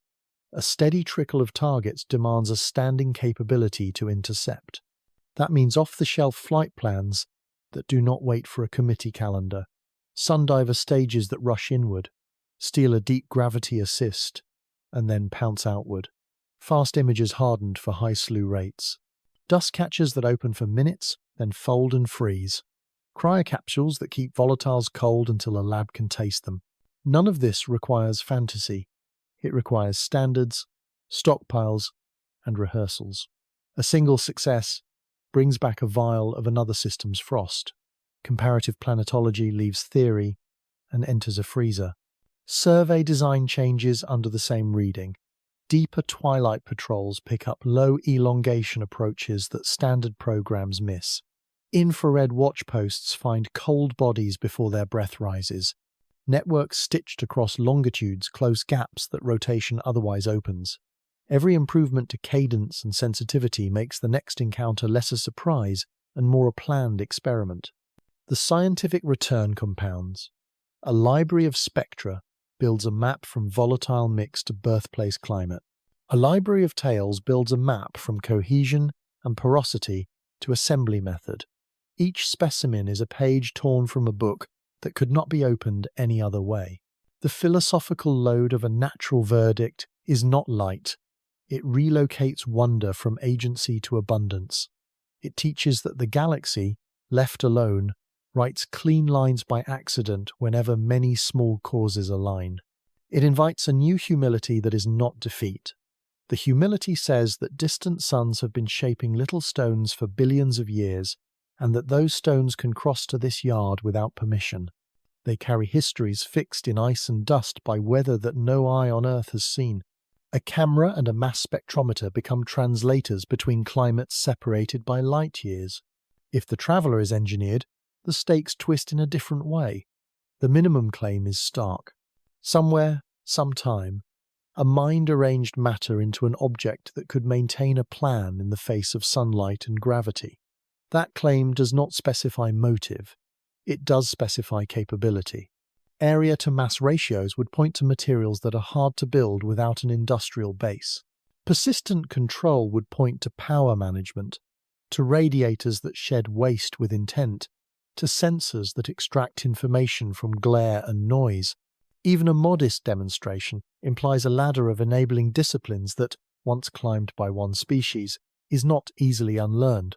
Such a verdict would pull the Fermi question out of dinner talk and into operations. Listening changes. Narrowband sweeps share time with time domain searches that look for structured glints, repeating microflashes, or stable beacons locked to inertial frames. Known intrusive attitude becomes policy. A machine that has survived transit between suns may be brittle with age or armoured by design. Either way, hailing it with brute power becomes a bad idea. The correct response looks like patience and documentation. Continuous recording across radio, optical, and infrared bands. Gentle ranging attempts that never risk pushing. A worldwide archive where raw data land within hours. Replication with independent instruments. Verification by teams that owe nothing to each other. Ethics arrives with an uninvited chair. Salvage is a word with edges. An artifact that visits unannounced raises questions of consent and of harm. A sample taken by force could be vandalism. A sample taken from shed material could be scholarship. A protocol that distinguishes between the two must exist before temptation walks into view. Planetary protection has usually been a shield for Earth. The role reverses. Earth must learn to pose no biological or electromagnetic harm to something it cannot understand. Law follows ethics with its slow gait. Even so, declarations that forbid unilateral action and require open disclosure can be written in language that needs no new treaty to be honoured. Security is fragile under this reading. Panic is an exhausted model for public reaction, yet miscommunication can still ignite it. The only defence is a habit established before any extraordinary claim, in which agencies report the mundane with the same clarity as the rare. If the ordinary becomes familiar, the extraordinary has a context. Military temptation is the other hazard. A machine that might be mapped as a threat should first be mapped as a treasure. The instruments that look outward for defence are the same instruments that collect the best science. Sharing their data at speed makes mischief harder. Science itself would split into new branches. One would aim to infer control policies from motion, another would hunt for redundancy and error correction in any brightening pattern that repeats. Another would model materials that could survive long cruises and brief sunside heat. Linguists would write alphabets of possible encodings that do not assume any shared biology. Philosophers would reframe purpose in a cosmos where intention is no longer a parochial term. The work would be disciplined by the same statistics that rule every other inference. Extraordinary does not negate rigor. It demands more of it. The two readings share one practical demand: readiness. It is not expensive to write triggers that are public and precise. For example, a threshold in non-gravitational drift that cannot be reconciled with measured outgassing, a rotation state held constant within a tight band despite torques that would alter it, a narrow band tone that persists across days and across receivers. When any trigger is met, a cascade of observation begins without appeals to prestige. Small telescopes and large ones, terrestrial arrays and satellites, radio dishes and optical tubes, all point without asking who gets the first paper. That choreography is a choice, and it can be rehearsed before the next arrival. Communication with the public shapes the final stake. Trust is the only currency that can buy attention for years. Trust grows when voices avoid ornaments. A clear explanation of selection effects does more good than any analogy. A graph that shows how often a random draw would produce a neat line inside a survey's favoured band is better than a metaphor about arrows. If the reading is natural, the story remains grand. If the reading hints at art, the same measured tone will keep the conversation human when imagination begins to sprint. In both cases, budgets follow decisions. More sky watched more often. More instruments ready to move. Missions boxed and waiting for a countdown that has not yet started. Laboratories prepared to handle exotic volatiles or to isolate an artifact without harm. Archives designed to preserve raw data for generations. Schools that teach control theory beside celestial mechanics. The price is not small. The return is a map of the near future, in which a planet knows what to do when a faint line appears and moves with the elegant frankness of something that makes the mind hold its breath. A path is a sentence written by laws that do not speak with voices. The grammar is dynamics. The ink is time. The paper is phase space. A small body moves under a field, exchanges a few whispers with vapor and light, and leaves a curve that can be read after the fact. Read properly. The curve is not merely a trace of where, it is a claim about why. It bears the shape of causes and the marks of accidents, the clear pressure of necessity and the soft fingerprints of chance. In that sense, trajectory is autobiography, a life told in coordinates. Determinism gives the opening clause. For a system with known forces and a state that is written without error, the future follows with obedient clarity. The ordinary differential equations that rule celestial mechanics guarantee existence and uniqueness for solutions when the forces are well behaved. Give position and velocity, the path unfolds. Yet the worlds that write the path do not live in perfect knowledge. Every measurement has a tolerance, every model a term that is small enough to neglect until it is not. Between the map and the territory lies the half-light where chaos begins its work. Chaos lives in sensitivity. Two initial conditions separated by less than a whisper diverge exponentially under certain flows. The divergence rate is written as a Lyapunov exponent, a number with units of inverse time that quantifies how quickly nearby futures forget their kinship. For a hyperbolic flyby, the local exponents are small, and predictability holds across the short season of a solar pass. In other settings, such as long resonant dances, exponents can be large enough that forecasts grow ragged in weeks. Even where the exponent is small, the long multiplication by time can turn a seed of uncertainty into a tree of possible futures.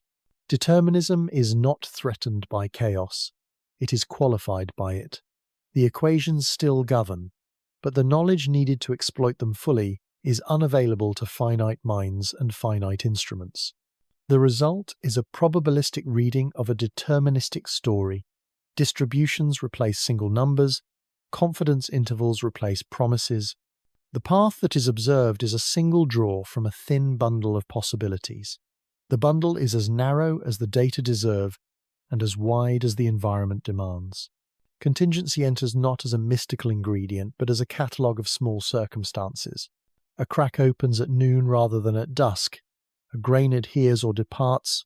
A puff of vapour leans a degree to the east because a vent lies under a ridge that grew long ago. None of these influences change the genre.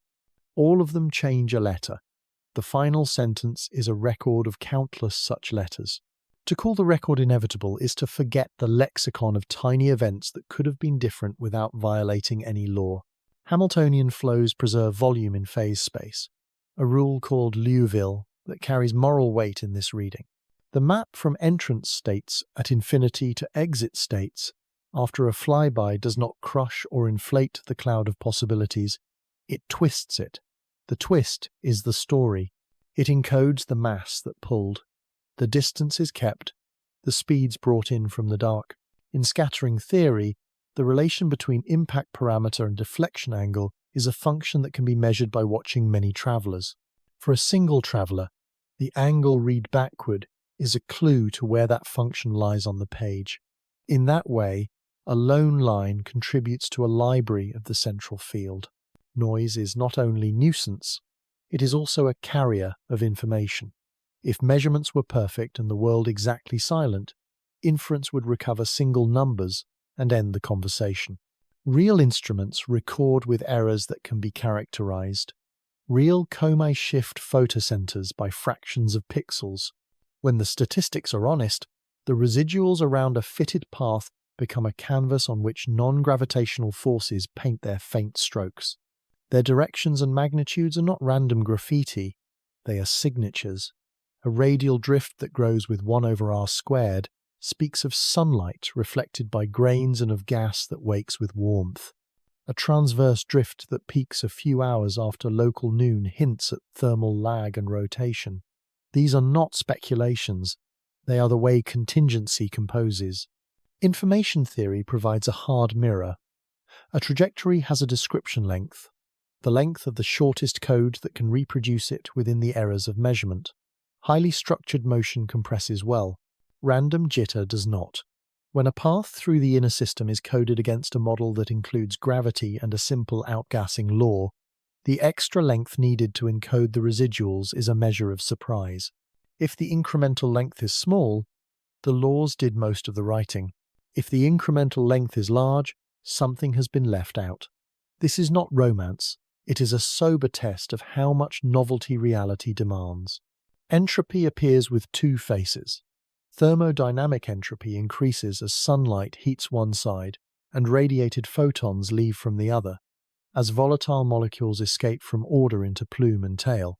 Statistical entropy, the measure of uncertainty in a distribution, can shrink when new data arrive. The first law is about the universe, the second about knowledge. Both are present in the autobiography of a path. Heat is shed and does not return. Uncertainty is shed as measurements accumulate and then returns slowly as the object recedes into dimness. The arrow of time for energy and the arrow of time for belief are aligned only for a while. A scattering problem can be seen as a conversation between initial conditions and dynamical structure. Kolmogorov and Arnold taught that most Taurian near-integrable systems survive small perturbations. In practical terms, many regular motions endure nudges without dissolving. In a brief solar passage, most tori that matter are robust. The path keeps a disciplined shape. Over eons, sequences of weak kicks from stars and clouds roughen the smoothness and redistribute angles. The autobiography then records childhood under a single star, adolescence in the tide of a galaxy, and a brief middle age near another sun.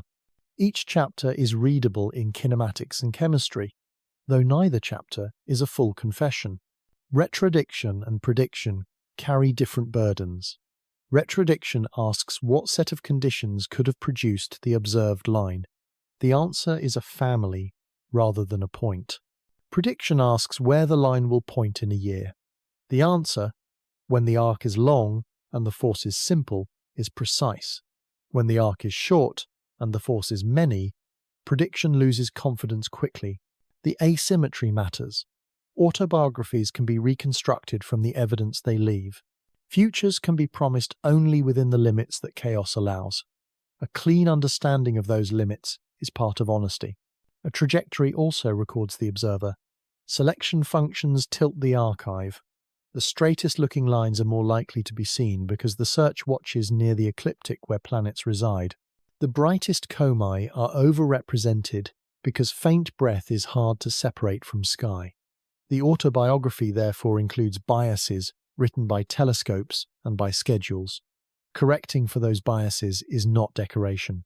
It is the only way to read the book without confusing the mirror for the person who stands before it. Contingency, necessity, and bias are strands, and the braiding is the meaning. The necessity is gravity and the rules of heat. The contingency is the pattern of cracks and the minute fates of grains. The bias is the geometry of watchfulness. Together they produce a path that feels composed. The feeling is understandable. The composition is real, but the composer is a choir of causes, not a solitary hand. To honor the autobiography is to identify the members of that choir by their tonal qualities. Mass sings low, light sings high, vents sing with a tremor that repeats every few hours. One more layer belongs to ethics of interpretation. It is tempting to assign that choir an author, to translate neatness into will. Philosophy keeps the translation modest. In a lawful cosmos, intention is a narrow claim that requires evidence of control and expenditure, not only elegance. The autobiography of a stone is not a parable. It is a record of how necessity meets the small confusions that make each life particular.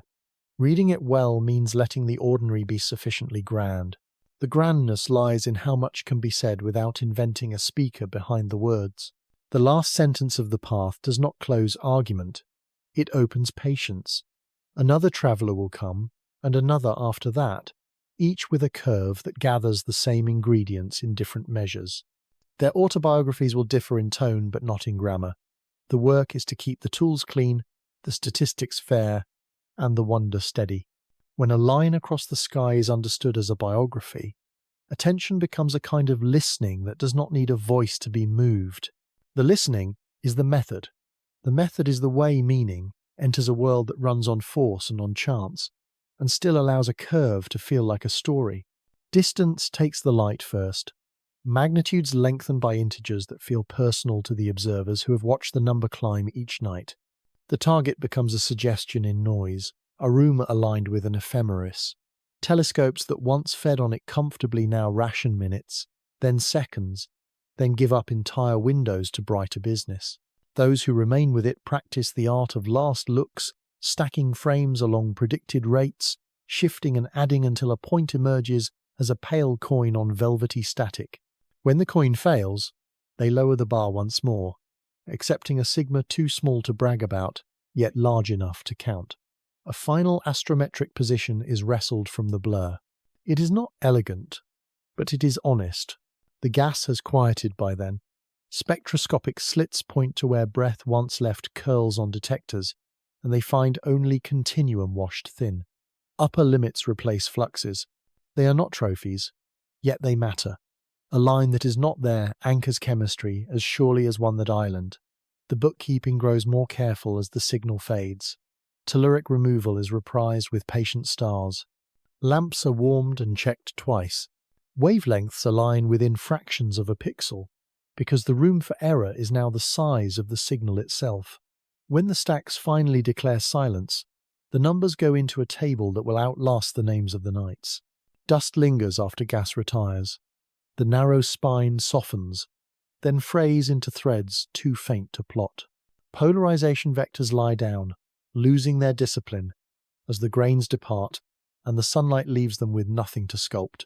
Photometry stubbornly extends a curve a little farther along the axis of distance, multiplying by the phase correction one final time. The slope of that curve, measured on the last valid points, belongs to the literature of how activity dies. A simple power law is fitted with new humility, and the exponent is written with a larger uncertainty that confesses the strain. Astrometric reduction becomes a ritual devoted to small biases, Catalogue colours are checked so that blue stars and red stars do not pull the reference frame in opposite directions. Photocenters are measured in apertures that intentionally exclude the faintest wings of a coma. Cosmic rays are hunted by eye because algorithms start to mistake truth for defects at the lowest signal. Parallax from Earth's rotation adds a small curl to tracks at long exposures, so the timestamp is audited to the second. The reward is a final fit whose residuals are unromantic and whose covariance matrix is legible. The trajectory solution tightens, then relaxes as the object slips away. For a while, new points shrink the uncertainty ellipse laid on the sky, and the outgoing asymptote is drawn with pride. Past a threshold, additional nights add less than the weather subtracts, and the ellipse first stalls, then swells. Analysts accept the peak and freeze the elements at the epoch where precision was best. Hyperbolic excess speed, incoming and outgoing directions in a standard celestial frame, perihelion time and distance, non-gravitational terms with their quiet bounds, all are frozen into a set that will serve as the canonical portrait. Later recalibrations may adjust a second decimal. The shape will not change. Rotation does not volunteer cleanly at low light, so ingenuity replaces luxury. The brightness history is whitened and folded on candidate periods that earlier in the apparition looked plausible. Sparse photometry taken by many small telescopes, scattered across longitudes, is woven into a composite that the coma could not entirely conceal. A period emerges, slower than many expected, with a hint of amplitude that declines as dust thins. The solution is bracketed, not proclaimed. It is enough to train future models, not enough to enshrine on a poster. The last attempt at a spectrum in the infrared is a gesture of respect for the molecules that once spoke with confidence. The detector is coaxed into quiet, with long darks. A grism looks through a slit that can only be held on target by faith in the ephemeris and by a guide camera tuned to a star field much brighter than the goal. Integrations are stacked under a sky that breathes and warms. In the end, only a continuum remains, reddened by grains that are leaving. A limit on carbon dioxide production is derived from what is not seen, scaled by the efficiency that would have been expected at that distance from the Sunday. The number is not thrilling. It is the kind of number that turns a guess into a bracket. Back in control rooms and on laptops in kitchens, archives open their doors. Raw frames take their place beside darks and flats. Calibration notes accompany them, with the names of standards and the temperatures of instruments. Pipeline versions, parameter files, and small scripts are bundled in with the science images. The practice is unglamorous and precise. Later readers will need to know which bias pattern was removed and which field was used to measure sky. The aim is to leave a trail that can be walked a decade hence without asking favours from memory. A final bulletin goes out across the network of watchers. It carries no flourish, only coordinates and rates for a handful of nights that still might be worth someone's attempt. It includes a caution about low elongation and a note about the moon. It repeats the suggestion that forced photometry, guided by the ephemeris, can rescue a measurement even when the eye cannot. Responses trickle back. A small telescope in a clear latitude posts a faint detection that bridges two larger gaps. Another reports a non-detection that is just as useful. The ledger closes with gratitude for help that arrived from instruments far from famous. The narrative then moves from gathering to summing. A table of astrometry is inspected for outliers with fresh eyes, this time with the desire to remove anything that smells of hope. A second table of photometry drops the sessions where thin cloud impressed a gentle lie onto numbers. Spectroscopic entries list both lines seen and lines constrained to be absent. A tidy figure shows the tail profile at a few epochs, overplotted with models that most agree are primitive but respectable. Another figure offers the non-gravitational terms with their formal errors, and a caution that systematics may dominate them. There is space for a short meditation on bias.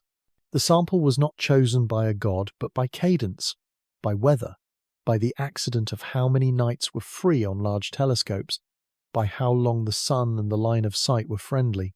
The project acknowledges that even the best effort reflects these contingencies.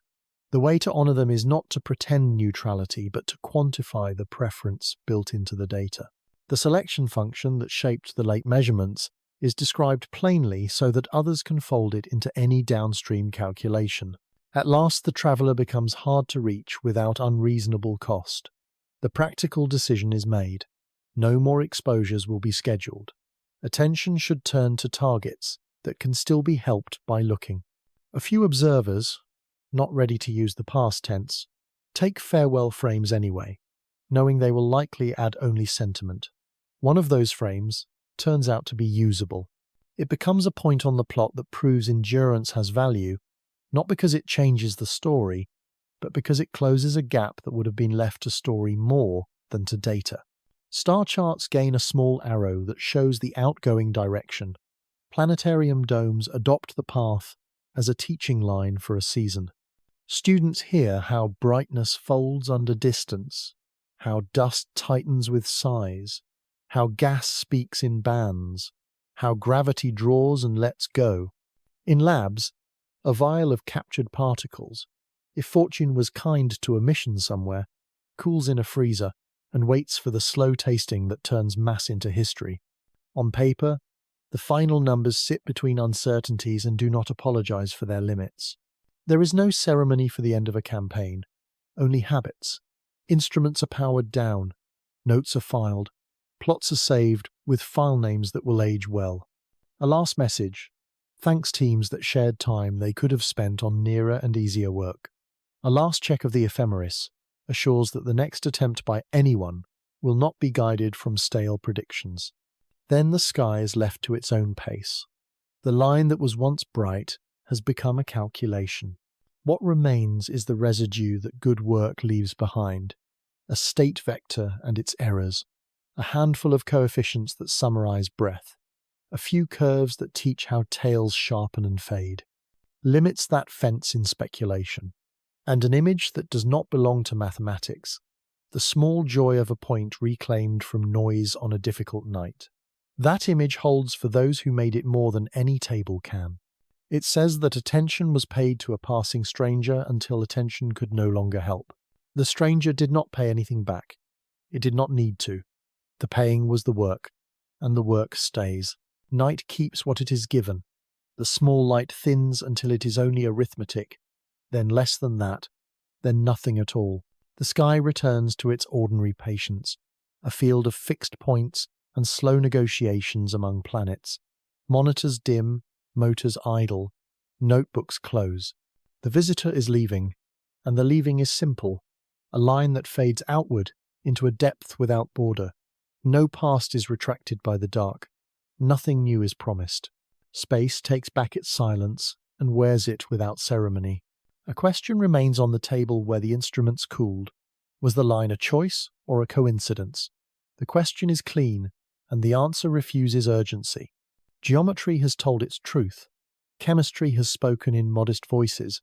Forces have balanced in ways that do not require witness. If intention belonged anywhere, it would have to pay in energy and in marks that endure scrutiny. The ledger does not show such expense. What it shows is a path that is lawful and spare, a curve whose restraint feels deliberate only because restraint is beautiful when seen against a crowded clockwork. He drifts into the thick between suns, a region made of almost nothing that, over long enough time, writes histories into objects whether or not they wish to be involved. Tides of the galaxy lift and set them relative to the plane.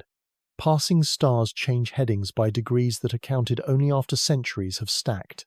Molecular clouds bend the long currents with their padded gravity. In that theatre, a small stone carries its own climate and a little breath, and every encounter leaves a faint correction to a future that never repeats. The traveller goes to meet that arithmetic again, at a scale where patience is the only language that works. On Earth, archives take shape. Folders hold raw frames with their darks and flats. Tables hold positions and their uncertainties, magnitudes and their corrections, lines measured and lines bounded by silence. Scripts and parameter files sit beside them so that someone else can walk the same road without asking favours from memory. There is nothing dramatic about this, and that is its strength. Knowledge survives in habits more than in headlines. Any stranger who follows will be received by a culture that has grown careful. Meaning, in this setting, is not a verdict but a way of reading. Determinism writes the broad grammar. Contingency supplies the texture, the places where vent and crack and shadow and grain act as tiny editors. Selection adds a human accent, because eyes and schedules decide which paths are noticed. Together, these three produce lines that feel composed. The mind is right to feel the composition, and wrong to rush to an author. The composer can be a choir of causes. The composition can be an emergent poise, not a signature meant to be read. To say that a path might be chosen is to say that some policy lies behind it, some function that trades cost against aim. Policies do not exist for free. They require measurement, comparison, correction, and power. The sky would have shown that work in more than one alphabet. It did not. There is a quiet dignity in letting that emptiness speak for itself. Absence does not sting here. It clarifies. It returns attention to the generosity of simple laws that, when many small influences align, produce an elegance tight enough to look like thought. The future is a practical verb. Watchers will widen their nets in twilight, train infrared lamps to find the cold before it blooms, stitch networks so that rotation does not hide what distance tries to steal. Engineers will keep a mission boxed and ready for the day a target passes near enough for an honest intercept. Laboratories will rehearse how to taste fragile ice without scaring it into vapor. Nothing about this is painless or cheap, but the price is a promise that the next encounter will be read with even finer patience. There is room for wonder while numbers do their work. Wonder is not a loophole. It is the mood that keeps attention steady. He left a neat line through familiar lanes. He kept a threadbare tail that refused the broad fan others would have spread. He breathed in a way that favoured cold carbon early and water only when the lamp insisted. He accepted the sun's curvature, then recovered his old direction, as if memory were a vector written into momentum rather than into intent. These details are not an argument for hidden hands. They are a cause for respect, because restraint has its own drama. If choice existed here at all, it was written long ago, when a disk around another star froze into rings, when pressure bumps held grains in traffic until clumps learned the trick of falling together, when giants drifted and scattered the small away, when a shove finally lifted one body above escape.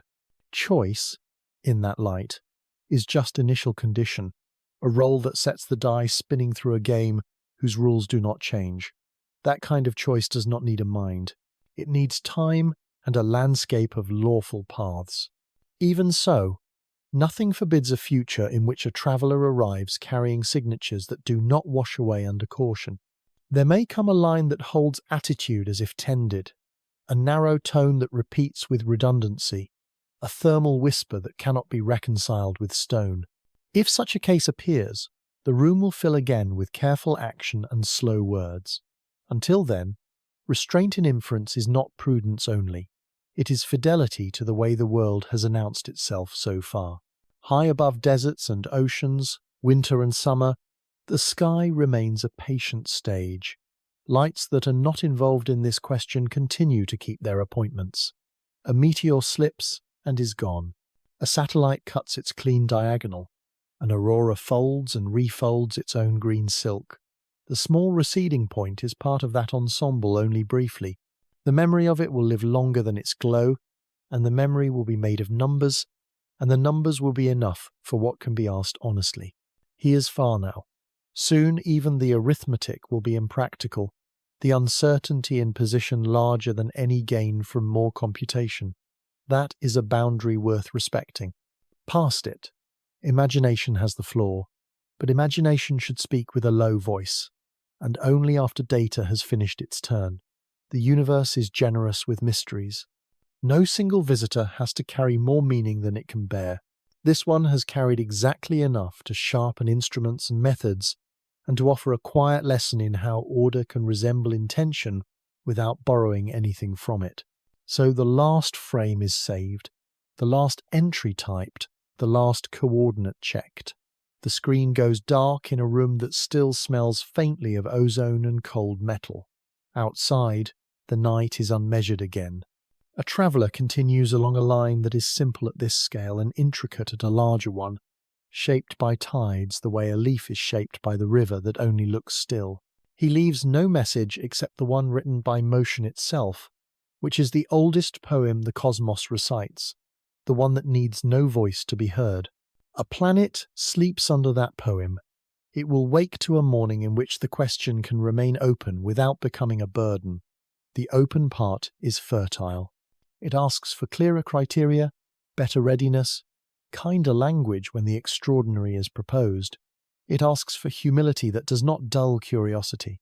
Above all, it asks for perseverance, because the next knock on the door will come, and then another, and meaning will be made in the sum of many lines, not in a single stroke that flatters desire.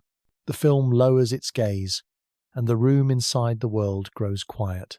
He is already beyond the last useful ephemeris, a grain of light receding through a clock with no hands. Instruments sleep, their mirrors cooling like ponds at evening. In vaults and servers, the trace he left has settled, a handful of coordinates and modest colours that belong to the honest shelf where memory keeps what it can. A child somewhere will hear a name and imagine a lantern passing behind the constellations. An elder somewhere will hear the same name and remember the old nights when every newcomer was a rumour. Between those two, there is a road of patience. It has mile markers made of small victories, a spectrum rescued from glare, a tail measured when wind pushed the dome, a last position taken when clouds gathered on every horizon but one. No verdict is needed to make the sky large. The size is its own argument. A line that looks composed can be left as a line, admired for the economy with which physics writes. If intention ever visits in a form that admits no other reading, it will be welcomed with the same discipline. Until then, the company at hand is law and chance, and the human habit of staying to listen. Above the roofs and the quiet hills, the stars hold their places, indifferent to our categories and generous with our wonder. The traveller passes between them and does not pause. The camera fades. The credits take their time. Somewhere beyond the edge of practical light, a small body continues into an address without a street. The night receives it and does not change. The mind, having watched, does